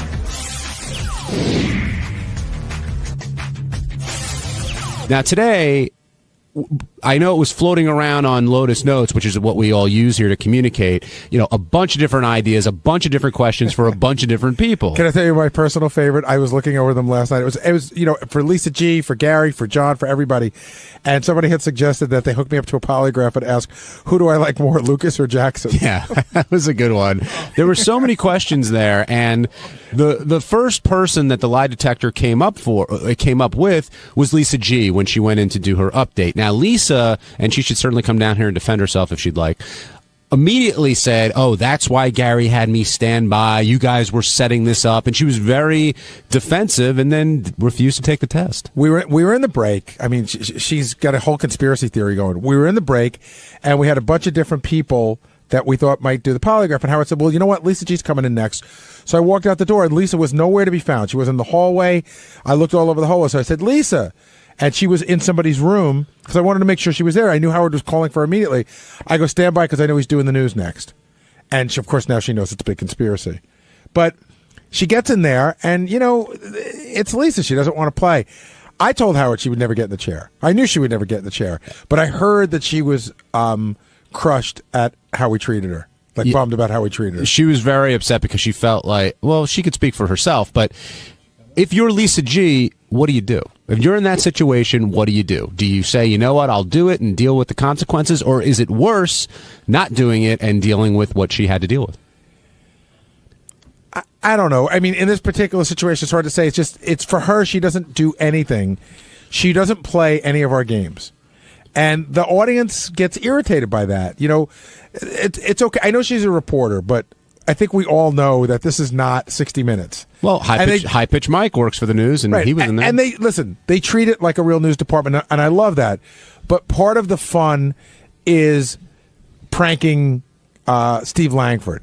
Getting Steve Langford to talk about some of his personal life, goofing around with High Pitch Mike. And so she's the one person that doesn't seem to play those games with us. Now, Howard said he'd go in the chair. Did you think he was going to go in the chair? I thought he would if that's all we did the whole morning. He would have definitely gotten the chair because I already had questions ready for him. He said he would answer them. Did you think there was anyone in the studio who wouldn't go in the chair? I didn't think Fred would go in the chair because I just don't think Fred likes that sort of stuff.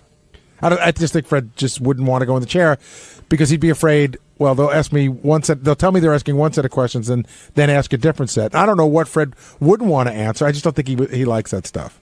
Phil in Boston, welcome to the wrap-up show.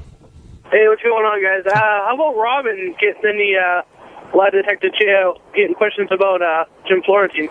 They were on the list. She still likes him. It was on the list, believe me. It was? We had a list of like 20 different people we could go to, and that was one of them. Now, Robin's done the lie detector before, yes? I don't know. She said she did, but I don't recall it. But she did say that she did. I think we all did it at one time. And it was something stupid, and I can't remember what it was, but like if we were all gay or something. But we've all done it. Yeah. When KC was still here, we did that at one point. Yeah, I think we all. But I don't remember if Robin did it. And I'm sure there must have been another set before that time. That was like 7 years ago. Jamie in Indianapolis, welcome to the wrap-up show. Jamie, hey guys. Hey, how you doing? Hi. You guys do a great job, John, Gary. Thank you. I just want to make a comment about Lisa G. Does she think that she's going to win a Pulitzer Prize for journalism, or going to replace Katie Couric on the Today Show? I mean, she's way overblows her journalism deal with that show. Listen, Lisa's been doing light news and gossip news and radio her whole life, but I think that for her it's a great thing to hide behind because she doesn't really want to do it. I get it. She doesn't want to do it, and she doesn't want to come across like a wet blanket, so she hides behind the news thing. That's that's sort of unfair to pull that card whenever it's convenient. You know, like, you need to be consistent with that. You can, if you're the news person, that's fine, but then don't ask to be included in Secret Santa. Like, you know, where do you draw that line? Right. And I was only kidding when I said nobody was going to a cookie party. Howard got mad at me. He's like, "Oh, don't say that." What, the cookie party boycott is off? I don't know. Oh, Benji, do you think she plays fair? Well, I kind of felt for her today because she really looked torn by it, and she was kind of in a catch-22 because if she doesn't do it, she's gonna get yelled at. If she does it and it ends up like she wants to give oral sex to a girl, we're going to tease her about that for the next. But the best way to diffuse it, I agree, would have been just to do it and laugh about whatever happened. Right. I think that the questions that Lisa was most afraid of answering all had to do with Howard. Well, I just gave one. I didn't mean that particular. No, but I'm saying like the question of whether she's ever had oral sex with another woman or something like that. I think those are. I don't know Lisa that well, but I think I know well enough to know that those are ridiculous. But I think when it came to, you could even hear the way she laughed when Howard said, "Okay, we're going to ask you, you know, are you in love with Howard?" She's like, Here's a little bit of Lisa not saying she wasn't going to do the polygraph. Would you have submitted to those 6 questions? No, I just answered them. Why? Because I don't. I want to see if you're truthful. You didn't answer. Are you in love with Howard Stern? Yeah, of course I am. You are? Yes. I want to see if that's truthful. Why? I don't know. You might just be all right, saying Ronnie, that. what do you want? Ronnie, Here you're we going to go. have to submit too. What? You'll submit too then if Lisa does it, right? Yeah, dude, she's such not a team player. You see what I mean about her? I do now. It's You were right. Now, Ronnie seemed to be the most pissed off about this entire thing. Ronnie and Lisa are like cats and dogs. Ronnie's like a pit bull and Lisa's like a kitten. You know what I mean? He pounces on her. Is that because deep down he think he's got feelings for her? Yes. Well, I wouldn't call them feelings. I mean, they're physical feelings. What would you? Okay, those kinds of feelings. They've been at each other's throats since high school. She really is the girl that sat in front of Ronnie that he would pull on her hair until she finally had slept with him. You know what I mean? Yes. Kate in Tampa, you're on the wrap-up show. Hey guys, how you doing? Hi, Kate. I really think that Lisa's biggest problem is she is absolutely terrified of being asked any questions about, you know, her feelings for Howard. And I really think that she is in love with him and everything that has to do with him. How she gets so excited when Beth asked her to come and see her dress, and her obsession with Beth's ring. And I think that's her biggest fear, is she's scared that people are going to find out that she has feelings for Howard. Well, I don't know if anybody here disagrees with that. I mean, we all think that she's in love with Howard. Right. And I really think that she should go through with this with the lie detector, because she wants everyone to be involved in her cookie parties, and she wants, you know, to be involved in a Secret Santa and this and that. Yet she doesn't bring anything entertaining at all to the show. The only thing remotely entertaining about her is the fact that she refuses to admit that she's in love with Howard. It would be interesting if Lisa ended up coming down here. I would like to ask Lisa the question, what do you think your biggest contribution has been to the show outside of your job? In other words, everybody here on the show has given something. I've given a videotape that's lasted 12 years. You know what I mean? John's given revelations about blowjobs. Like, what has Lisa given to the show aside from her job? I'd like to hear the answer to that. She also seemed pretty offended when Howard said she was uptight. And you know, people who are uptight never see themselves as uptight. I don't think Lisa's. She might see. You might say uptight. She might say proper and respectful. Okay. Lisa's biggest fan, Ronnie Munn, now joining the wrap-up show. Ronnie, did it feel good going in there and stating that Lisa's not a team player? Listen, I don't have much time. I'm filming a movie right now, so let's get to it. All right. Hollywood, go ahead. All right. What's your deal now? What do you need from me? I just asked you a question. I didn't hear it.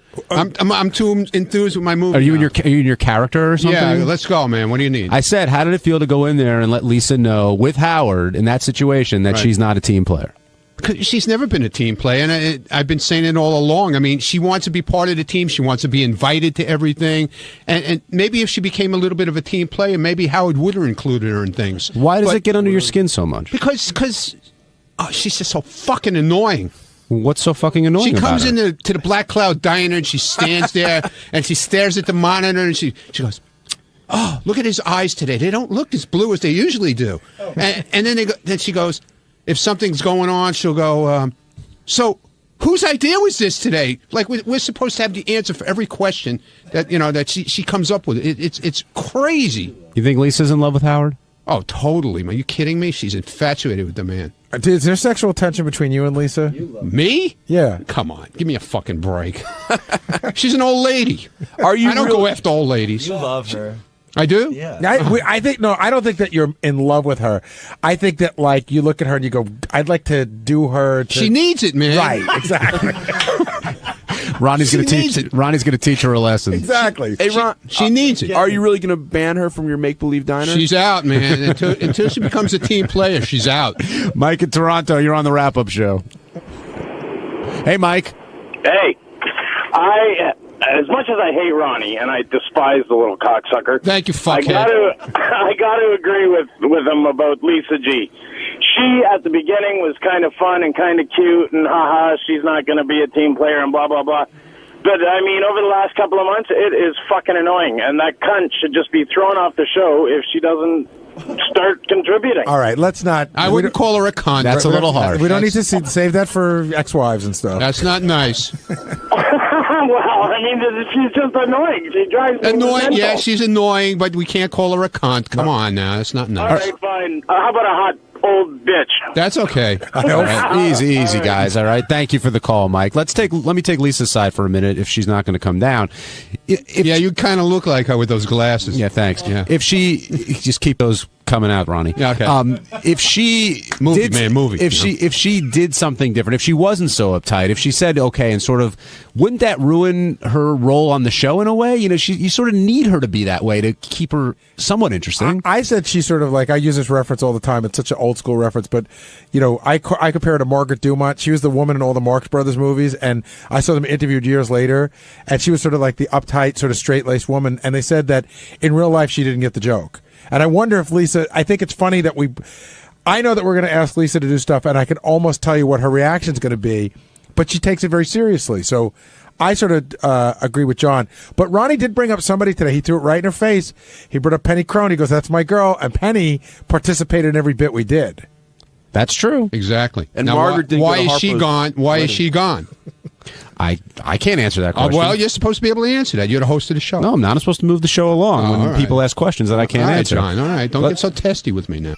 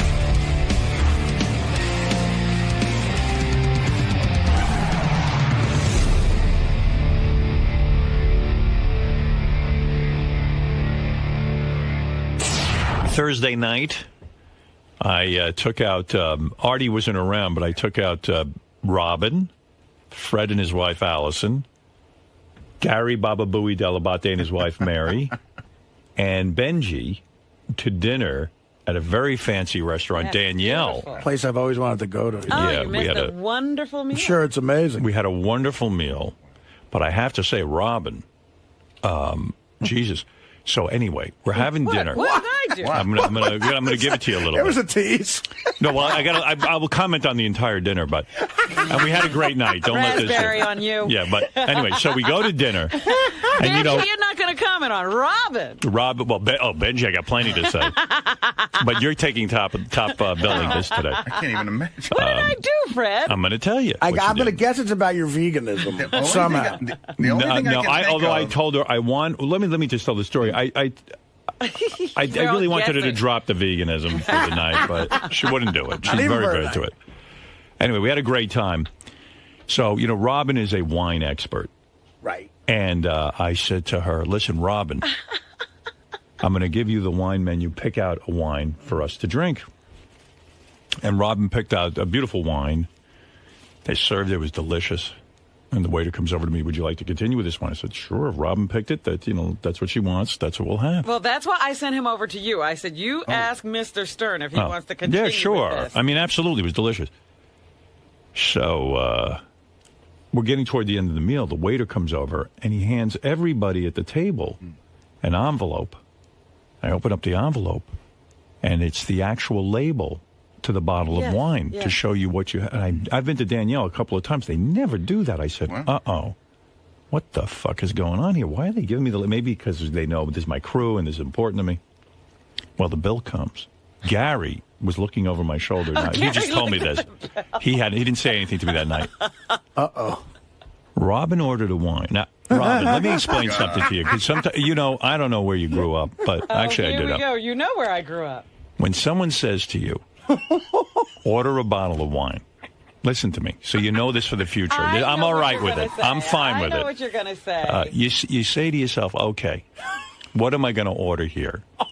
I have never ordered... Let me tell you about the wine list. Now, he didn't look at the wine list. I've been there a million times. I know the wine list. There were bottles of wine there that were $1,200. All right. Were there bottles that are $100 or $200?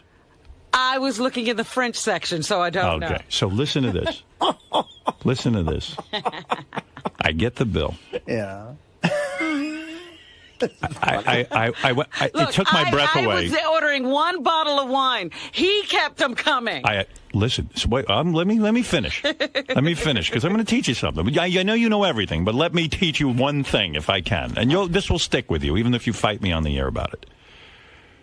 So I get the bill, and now I went like this. Like my breath. No, you did not. Yeah, I went like this. I was there. I did. Gary saw it. You must have had. You must have needed a burp or something. And Beth made a comment. She even joked about that the first time they went out, Howard looks at the bill and he makes that face, but except this time he wasn't kidding. Let me tell you so I had to add it up. Each bottle of wine was $800. 7. No, I guess tax or something. How many did you have? Well, 3 bottles. And this shithead Benji, they serve him wine. What happened? He doesn't even drink it. Yeah. You know what they do? They give everybody wine. If you're not going to drink wine, don't ask for wine. In other words, say to the waiter, Benji, I don't drink. You got to be specific with that, too, because they'll keep it coming. That's a good point.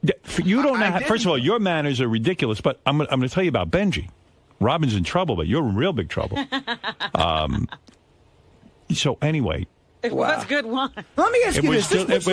First, when you are invited to, I remember a story. Tom Chiasano took a client out to a lunch or a dinner and said, order a bottle of wine. Right. The client ordered a $600 bottle of wine. He came back. He goes, that motherfucker. If I wasn't paying for it, you think he'd ever order a $600 bottle of wine? Now, I've never ordered an $800 bottle of wine in my life. It must have been good. Well, I would say to you, if I was doing that, I would have ordered that wine. You are insane. Okay. You're a high roller. It's one night. Wow. Now, not every night. Let me ask you something. So the wine bill alone was over $2,400. Oh, man. Wow. I didn't tell them to keep bringing it. Well, listen, I said to myself, Robin knows. I figure you know, Robin will go order a $200 bottle of wine. You should have ordered yourself. Don't ever ask me to order. Oh, did I learn my lesson with you? What I would do. Oh my God! Wow! And I even said it to Beth. I said Robin would have ordered that if we were out to dinner. I would have. I said, but I've done it before for you. I said she's filing for bankruptcy next week. Now let me ask you something. The waiter at a place like that. The waiter. Because the waiter comes over to me, and I should have figured it out. He said to me, do you want to continue with the wine? But they always ask you that. And I said, sure. I said, whatever Robin ordered. But a waiter at a place like that, he knows you're a regular, this guy? Yeah. Have you seen him before? Do you think it's proper for him to say to you, sir, this is more... No, it would be embarrassing. It's embarrassing, right? So he heard me say to Robin, order the wine. Right. Robin should look out for me, but she didn't. So when he came over and said, should I bring that again? He came over to me. I said, you have to discuss that with Mr. Stern. But he didn't discuss it with me. You should have said, Howard, it's $800 a bottle. Oh, but that's You should interesting. have I said mean, it. but Robin did say that probably Robin's in in big wanting the trouble. guy to say no. But I wanted him to. I was all right with it. That's the reason I sent him over there. I didn't obsess on it all week, and I said to Beth, "Listen, Robin's a high roller." Oh, and here we go. What are you saying, Do Fred? you think? I'm flabbergasted. I don't think I've ever had a $700 Well, now bottle. you This have. was 800. 800. Well, that must have been tax because I knew things were a little pricey because I ordered a scotch there before you guys got there. And Trust me, the scotch was fine. And no, but the scotch is a little pricier in that joint than they are in a lot of other Well, the places. whole meal, without Right. without the wine would have run me about I don't know, $1,200 or something. For that amount of people, that's actually in a pretty good restaurant in like that, Manhattan. that's reasonable. But the $2,400, Robin jacked it up to. Jeez. I'll pay you for the wine. No. I will. Here's the question I have. Look, all I could say is that Gary, am I right? No, though, when here's the you're question I have. ordering wine, When I know Robin said that when the guy came back, she said you have to ask Mr. Stern. But if Mr. Stern doesn't know what the bottle costs, of course he would say keep it coming because he thinks it's reasonable. But there's an indication there when I send him over. Look, you better take a look at this. I was at the table and I missed the signals you two had. The indication. I didn't have any signal. The signal is, look, you're paying this bill. You ought to know what you're doing. But how would he know? How would he know what the price Because when is? the guy says that, he ought to say, well, let me look. and as Gary points out, Robin's off on that one. When you're Please. Like I said, I'll give you a check for $2,500. No, I wouldn't. No I wouldn't problem. cash it. I will send it to you some other No. way then. I want to hear about you in this wine. It's what I would do. Well, I have to say, Now- I'll just say this in the interest of peace here. How about the signal being, "Hey Howard, it's $800 a Right, bottle." she should say, "Hey Howard, it's $800 bottle. Can I order another one?" Gauche it is for the waiter to say it, so I'm supposed to yell it across the table? No, you whisper it to me. You send the smoke I'm signal. not near you. And by the way, wow. So Gary indicates that he did not drink any wine. If he had, he said he probably would have driven it up to 4 bottles. I didn't. I said to the guy, he gave me a little bit, and I gave mine to Mary. If I was drinking wine the way I drink, we'd have been at 4 bottles, easy. Right. Well, thank God Benji didn't drink the rest. Wow. Well, you know, you Yeah, two, but- you two are very, Wasted any of that wine. you two are very, very generous We are. with each other. With each other, with gifts to each other, what you do for each Yeah. other. So And Robin's right. chalk She it up would- to she this would was a actually- generous thing. she would That do is that. not She something would. I wouldn't do Right. if you were if I was paying the bill. Yeah, that's why I like going to dinner when you pay. Thank you. And from now on, you'll never take me out to dinner. All right. Don't punish me. I will take you. I will never Ah. be taken by you again. That's what I'm Because looking I don't for. want to hear it. I don't even look at the price when I take you out. I pay. Do you think Robin's crazy now? I think that she's got a little bit of misplaced anger on this, and what she thinks about later today. No, you'll understand that. Saying that when I go to a certain place, I like to have a certain kind of time, and I do. Let's Right, see what but the that's your fans think. dime. George, let's go. You're on the air. And it will be on my dime. That's what I'm saying from now on. I won't Yeah, have to worry about it. Now, Robin is very generous with me.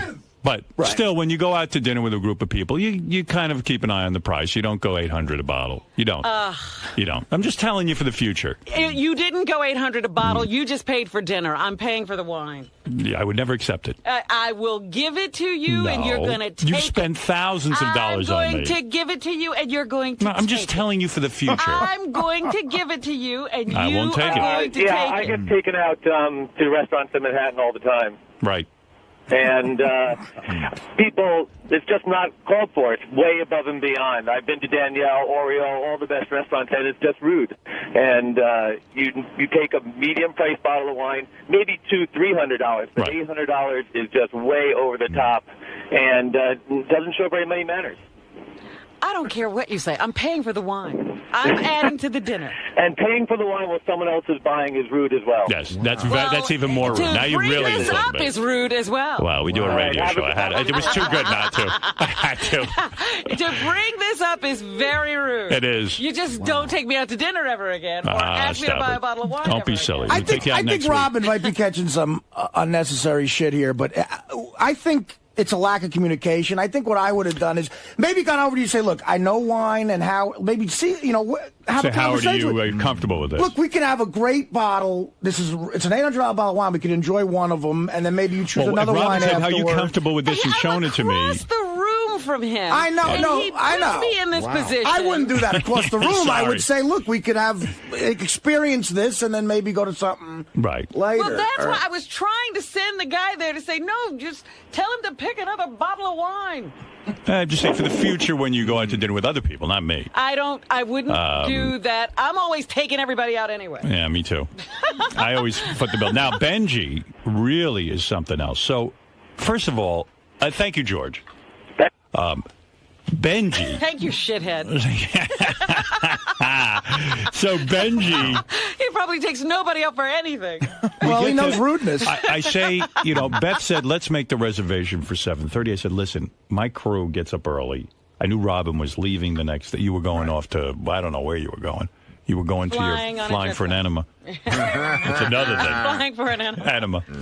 And I wouldn't buy a $1,200 bottle of wine. Right. So I said to Beth, let's make it for 7 o'clock because I said maybe Gary's staying in the city. I don't know what's going on. When you live Fred out of the gets city, abroad. that's tough to negotiate. Yeah. Like, So we make it for 7 o'clock. Robin, Fred, Gary, we're all there. Right. Basically 7 o'clock. Within 5 minutes of 7 o'clock. Who's not there? Benji. And he lives in the city. Now, Benji really...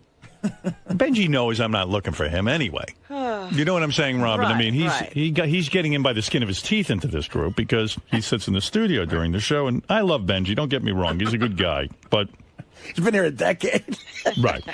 Or longer, actually. Quite frankly, we've discussed this. Benji's there should be in the Sal Richard category, except that Benji works in the studio with us, so therefore he's part of that dinner. So I invite him, and no Benji. A half hour. Now, everyone was hungry. We were all starting to drink. And I said to the waiter, look, I don't know where this guy is. I don't know what he's doing. Half an hour late? Half an hour, Artie. Benji, you know where wait you a work, second. man. I'm not How even could you done. do This is just the beginning, and I'm sure Robin and Fred can fill in the holes, but and Gary as well.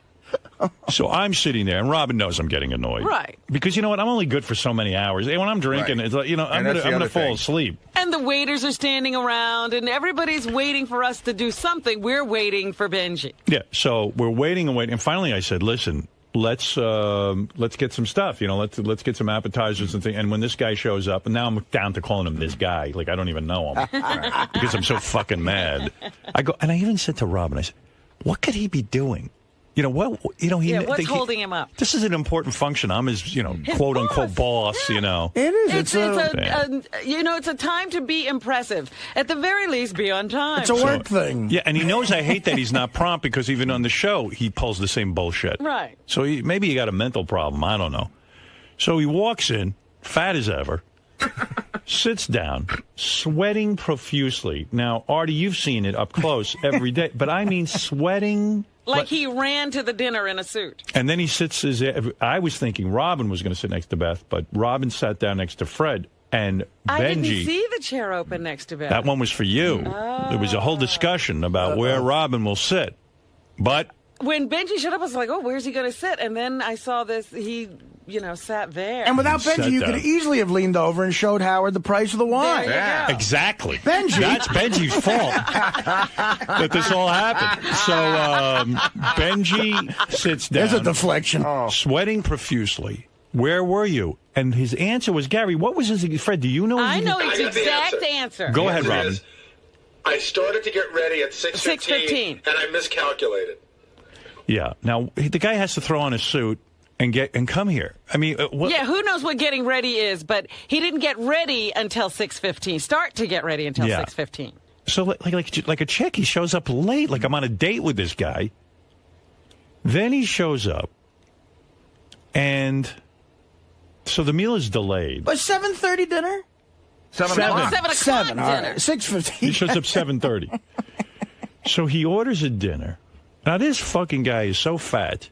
I mean, how much you weigh now, Benj? About 235. Okay, 235. Shows up.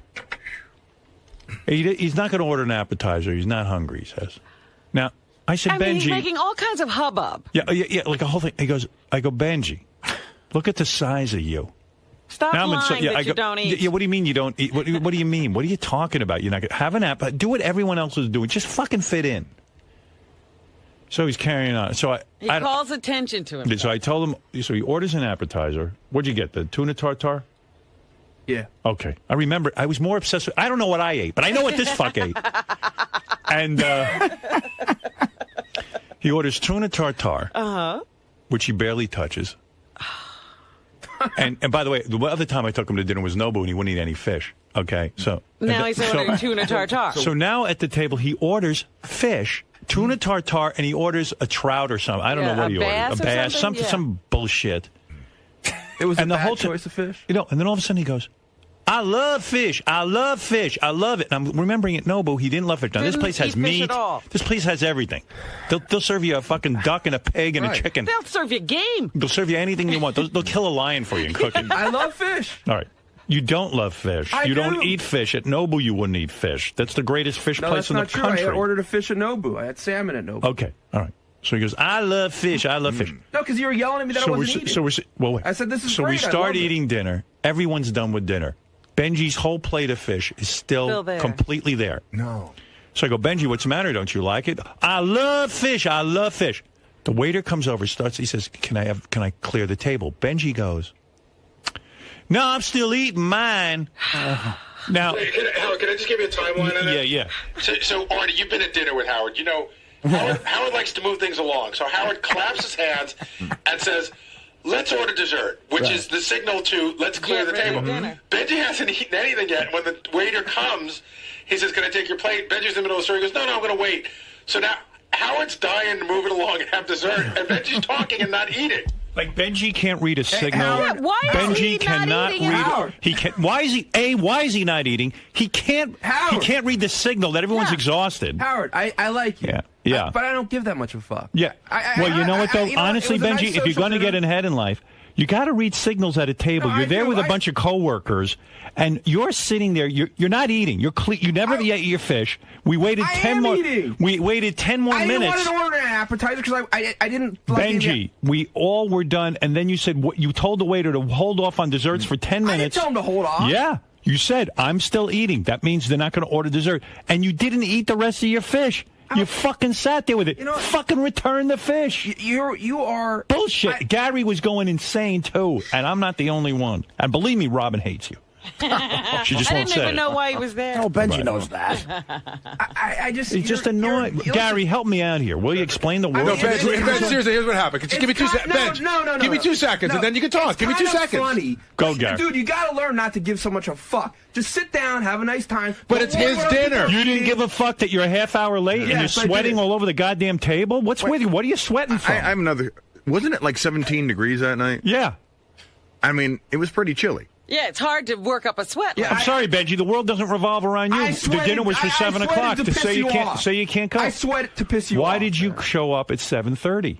First of all, I got there at 7:20. No, you didn't. Yeah, I did. You didn't. Go ahead, Gary. No, I think it was 7:30. Here it is, Benji. Seriously, I know what you're saying about Howard should relax and all that stuff, but you understand, A, he's your boss, B, he invited you to dinner. So if you're going to go to that dinner, there's going to be a certain way things run. If you don't want to deal with that, you probably should just not come. But Yeah, once I'll you come never invite him and you else. realize it's Howard, you know how he gets. Benji, he goes like this. This is exactly how he goes. He goes, "All right, let's order dessert," and that went right over your head. Yeah, always. And so you were telling a funny story, and they did come to You get know why? Because Benji entertains no one. He doesn't care about anyone. And when someone he doesn't sit and pick up signals. I know people like Benji. They're the most annoying people. They've been so pampered in life and so babied that they don't pick up on what's going on at the table. Robin had finished. Fred had finished. Everyone was sitting there. It was time for me as the host to move the evening along. The waiter was looking toward me to find out should I clear the table. And you're the only asshole who's sitting there, and you didn't even finish. Your food must have been cold by then. Right. I was enjoying it. It was cold, Robin. I put my finger in it to touch the temperature. Benji, you were at my house that night. That Howard, you know that there's he gets tired early. That's why we eat dinner early. Right. Gary, you were tired too. Everyone was. Everyone you was get up tired. early. It was I looked around the table. Because we were waiting. Yawning. Because as a courtesy, the way manners are, you wait for everybody to be finished. I would have ordered dessert. Oh, don't get me wrong. And then you would have been mad. Why are you turning in your fish before you're done? No, the waiter would not take our dessert order. There's etiquette at a fine restaurant. All right. You were holding up the table. I thought we had At least a good eat time. your fish. I thought we had a good time. We had a good time. Not you. We had a good time without you. When you showed up, things got horrible. All right. We had a good half hour before things got bad. No, we had a nice time. I enjoyed your company. I love being there with you. Fine in conversation. I mean, but listening to your unbelievable sex life, which I don't believe a word Was of. there more of that? Yeah, Oh, I got to tell you, my wife. I thought we got the guys' version at Nobu. No. He went into. Benji Really? loves to talk about his sex life. Mary turned around It to me. was She goes, interesting. Is that Real. possible? Yeah, is it real? And I go, I think it is. And she goes, that's really disgusting.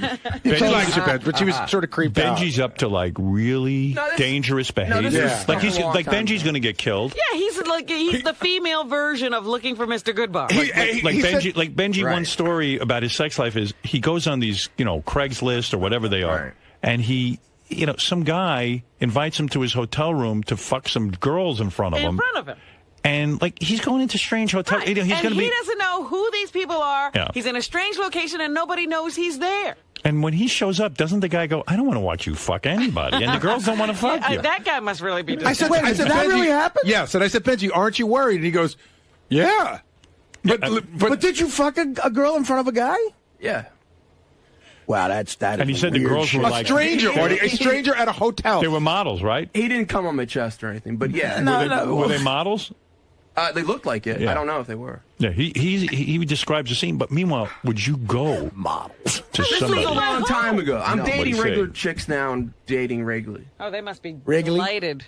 Well, anyway, so, Gary. And that guy, and I won't say, but he is famous. And that guy, if you want to, I would reveal. Don't do that. No, don't do me What, a favor. the guy who watched you? That night at the Total dinner. coincidence. Stop. Yeah, no, He I don't doesn't know want who I am. He doesn't know I know him. I don't want to. Oh, I think I know who he is, actually. No, you don't. I think you told me. No, I didn't. Okay. Was it Sam Ben Ruby? No. All right. Anyway, so. No, Sam would know Benji. Right. Sam would throw Benji out. I got to tell Benji? you. I got to tell you. Wow. This Benji's such a character. Right, I love him. I don't want to be too harsh, but he was. Actually, that guy scares me. If you know, I would never reveal him. But understand something, Benji. Yeah. You're going to go out with people in the future. Forget about me. I understand you're trying to be You eccentric. think he's going to go out with people in the future? I don't know. I said that to make him feel better. But if you do, show up on time, or when you read the signals at the table. Come on. Or just keep up with what's going on. Yeah. There are no signals to be read. Everybody's doing basically the same thing. When their entree comes, they eat it.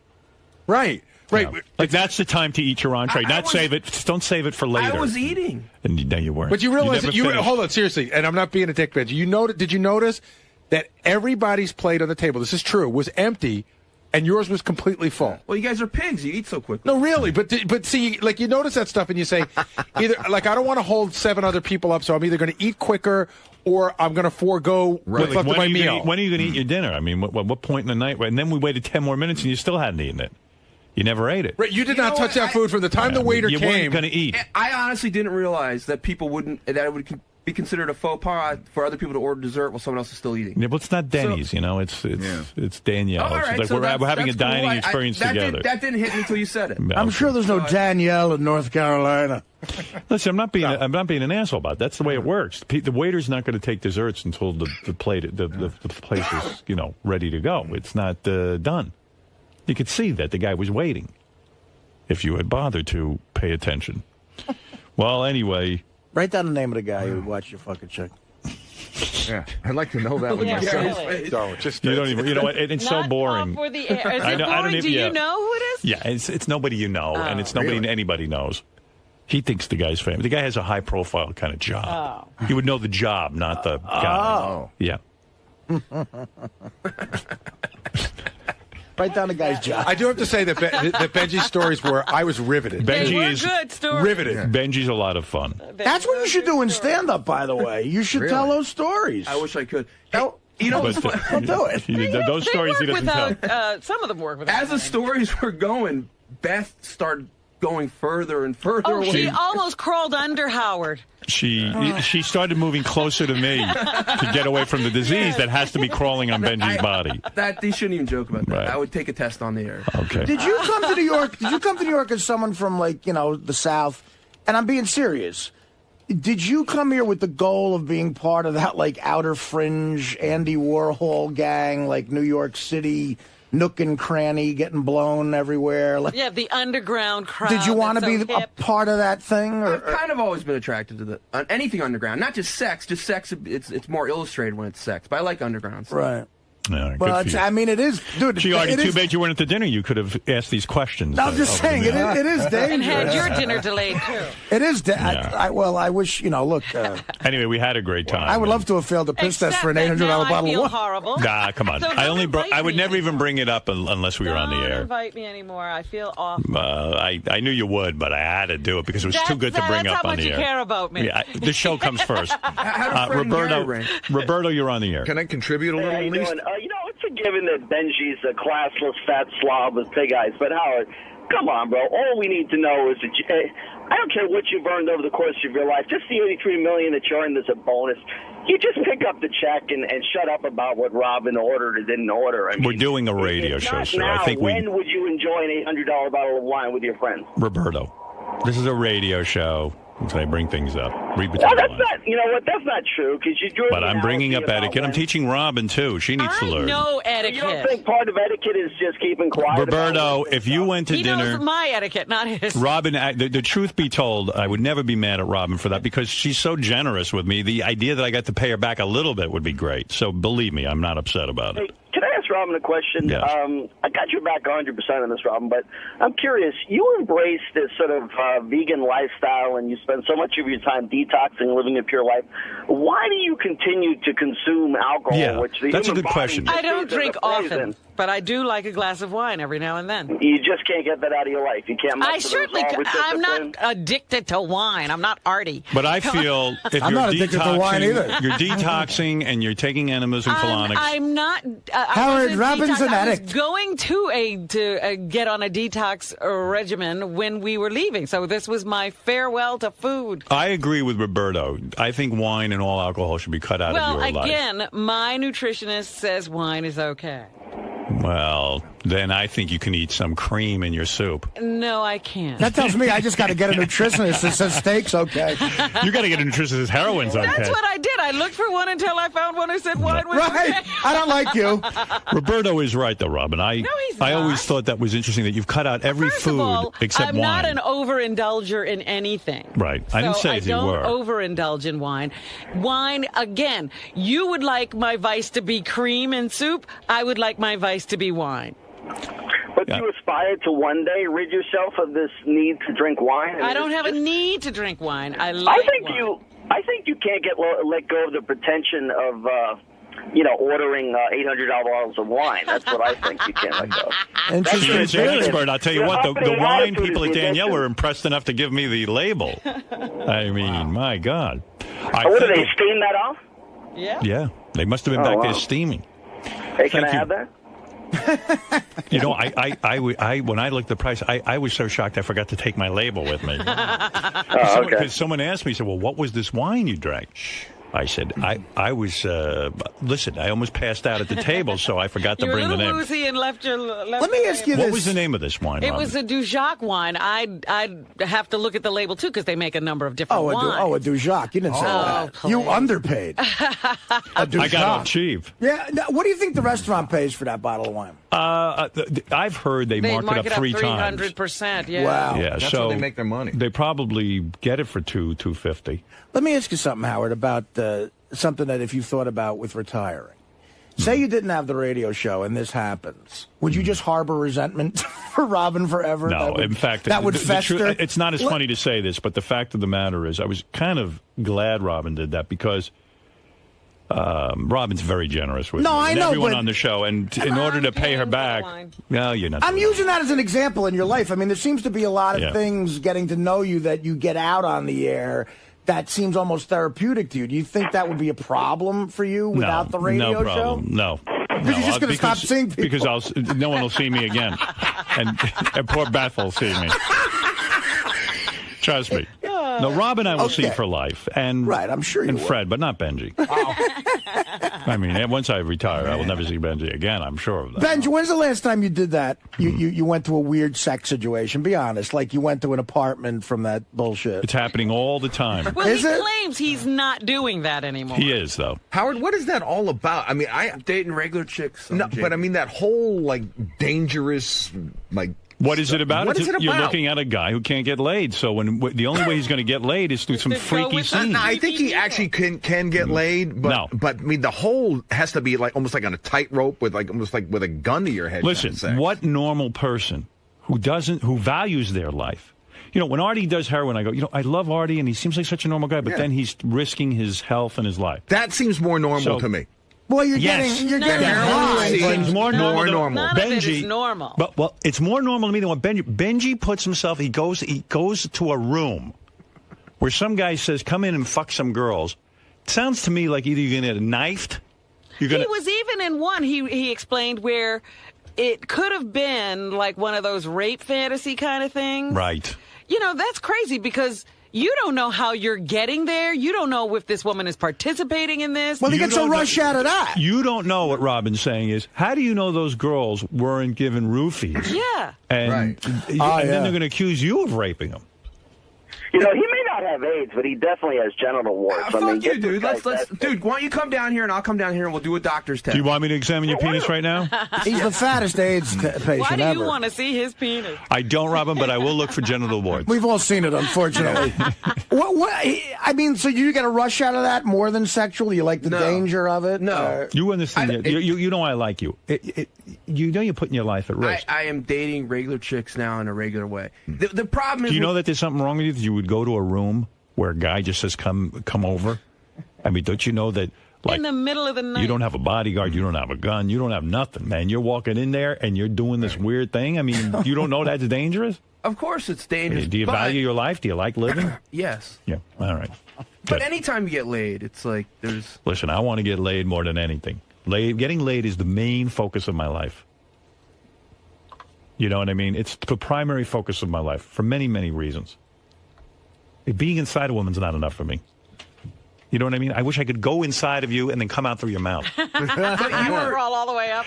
Right. You were exactly right when you said, I don't get off at all on some dude being there. I'll take the opportunity. No, that's the dude that's going to take a gun and shoot you in the head and rob you. Or stab you. Yeah. Lucky for you, you don't have any money.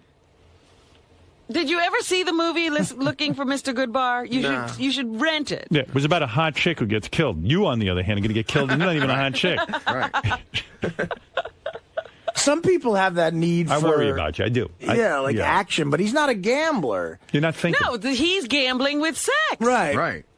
But it's more of a sexual thing. Like at the end of the movie, the gambler with James Caan, he wins his bet and he needs more danger in his life. So he goes to like a drug den and tries to get into a knife fight with a big bouncer. Like he needs that action. Yeah, but it's the same as Looking for Mr. Goodbar. She finally winds up with a guy who's mental and clubs her to death. Right. But it's sexual. It's not like a gambling thing. But Benji's is sexual. You know, like she didn't know who she was taking home either. See, I don't know if Benji can turn that off then. Like if he can't turn off, I'll tell you why.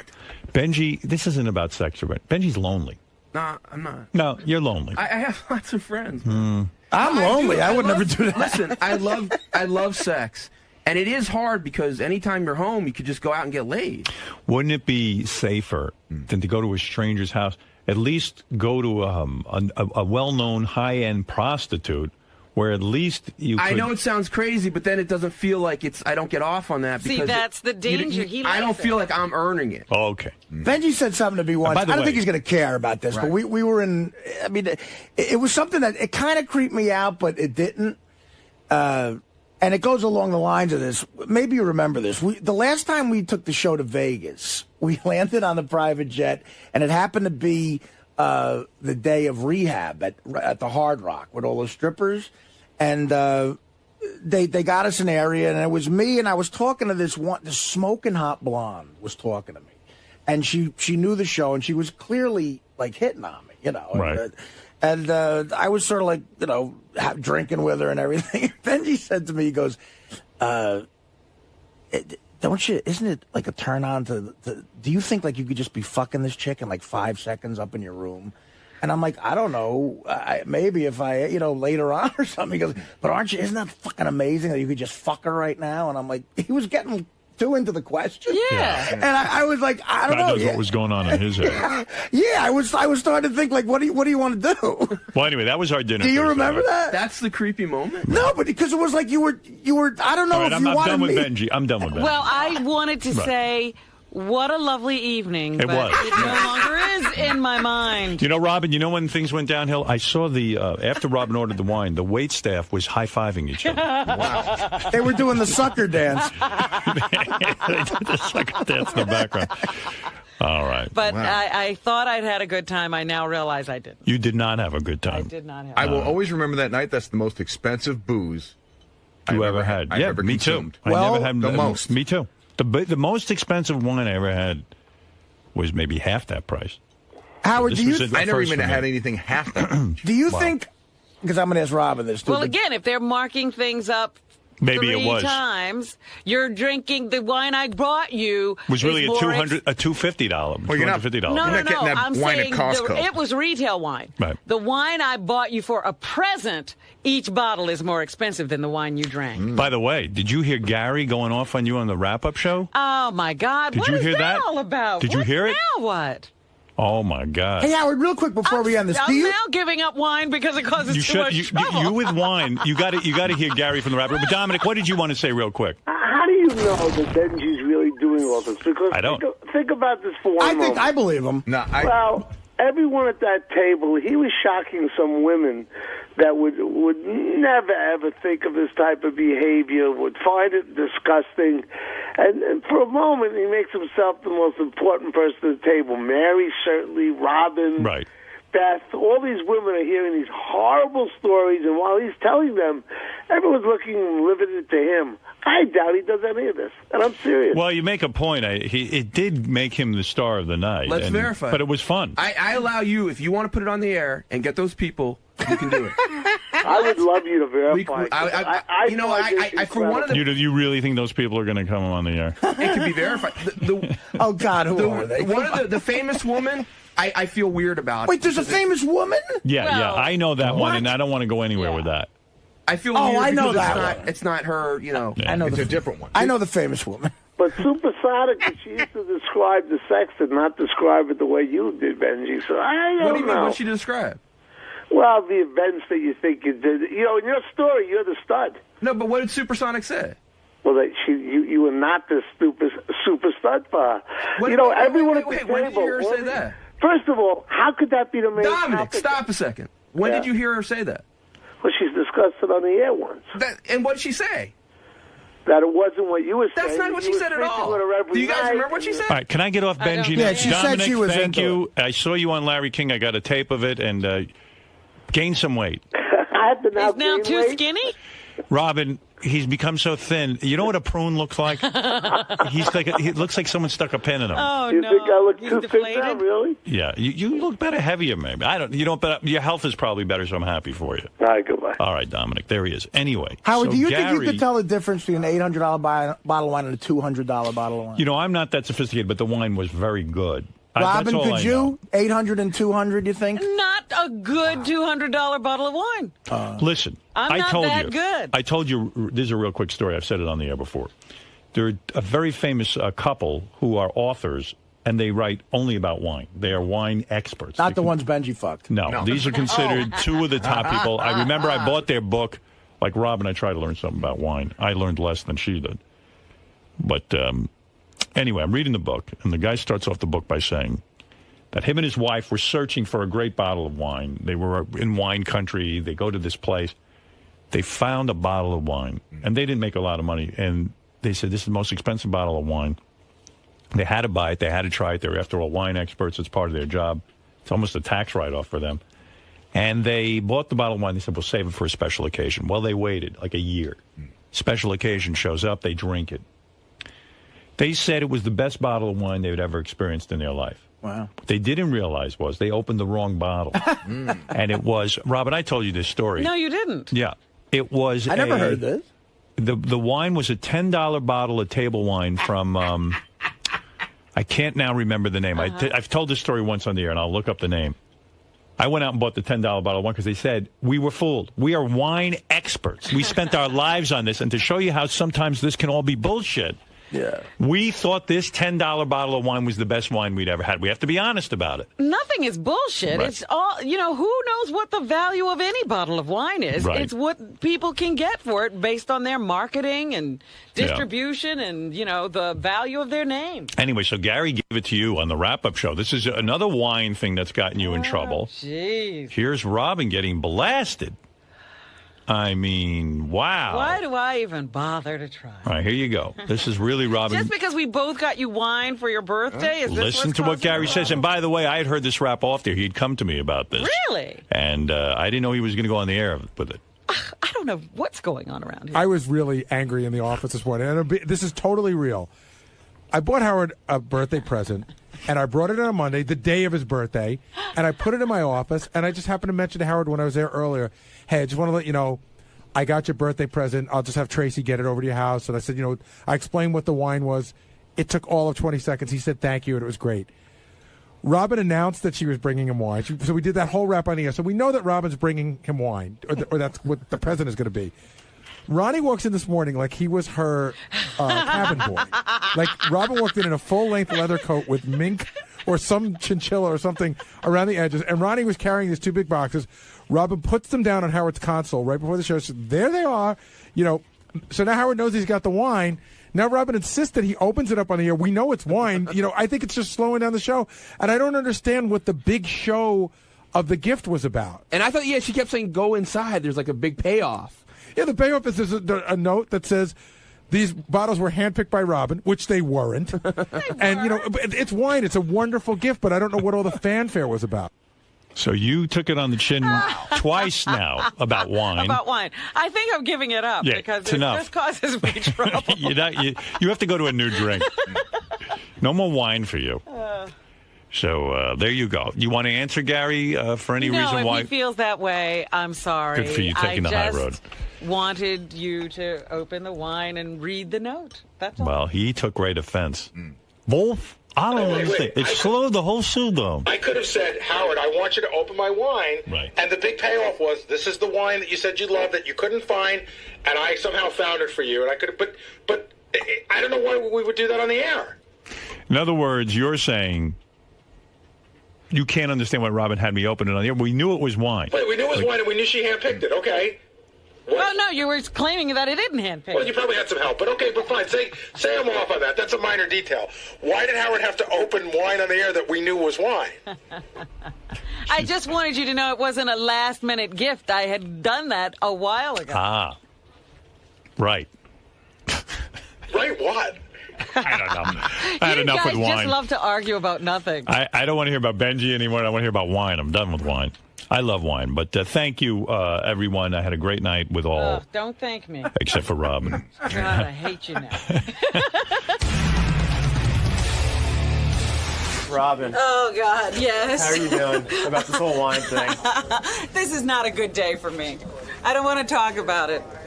Ben, so how did the dinner go the other night with Howard and everyone? I thought it was fun. I thought I had a good time. I thought everyone had a great time, but apparently it wasn't as great as I thought it was. What was it with eating so slowly? I use food as a drug. So if I'm out at a social occasion and I'm eating, I enjoy the social occasion. It's when I'm alone or in a confined situation that I'm pigging out. So I'm not the pig I am on air or at home that I am out in a social restaurant. How was the wine? Did you even try it? I had a sip and it was great. The wine's not your thing? No, it was. This is too convoluted of a thing to really get into. I mean, it was. They poured me wine. I was gonna have it towards the end, but someone said, "Oh, you're not drinking. Let me just have the glass." So I let them have it. So you had a good time at dinner? Yes, I thought so. I thought it was great. Do you feel bad about all this? The way Howard took it? Well, I guess it would have been kind of neat experience if he came on and said, "The best guest in the world is Benji. I've never had such a great dinner in my life." But that didn't happen. It's not that big of a deal, man.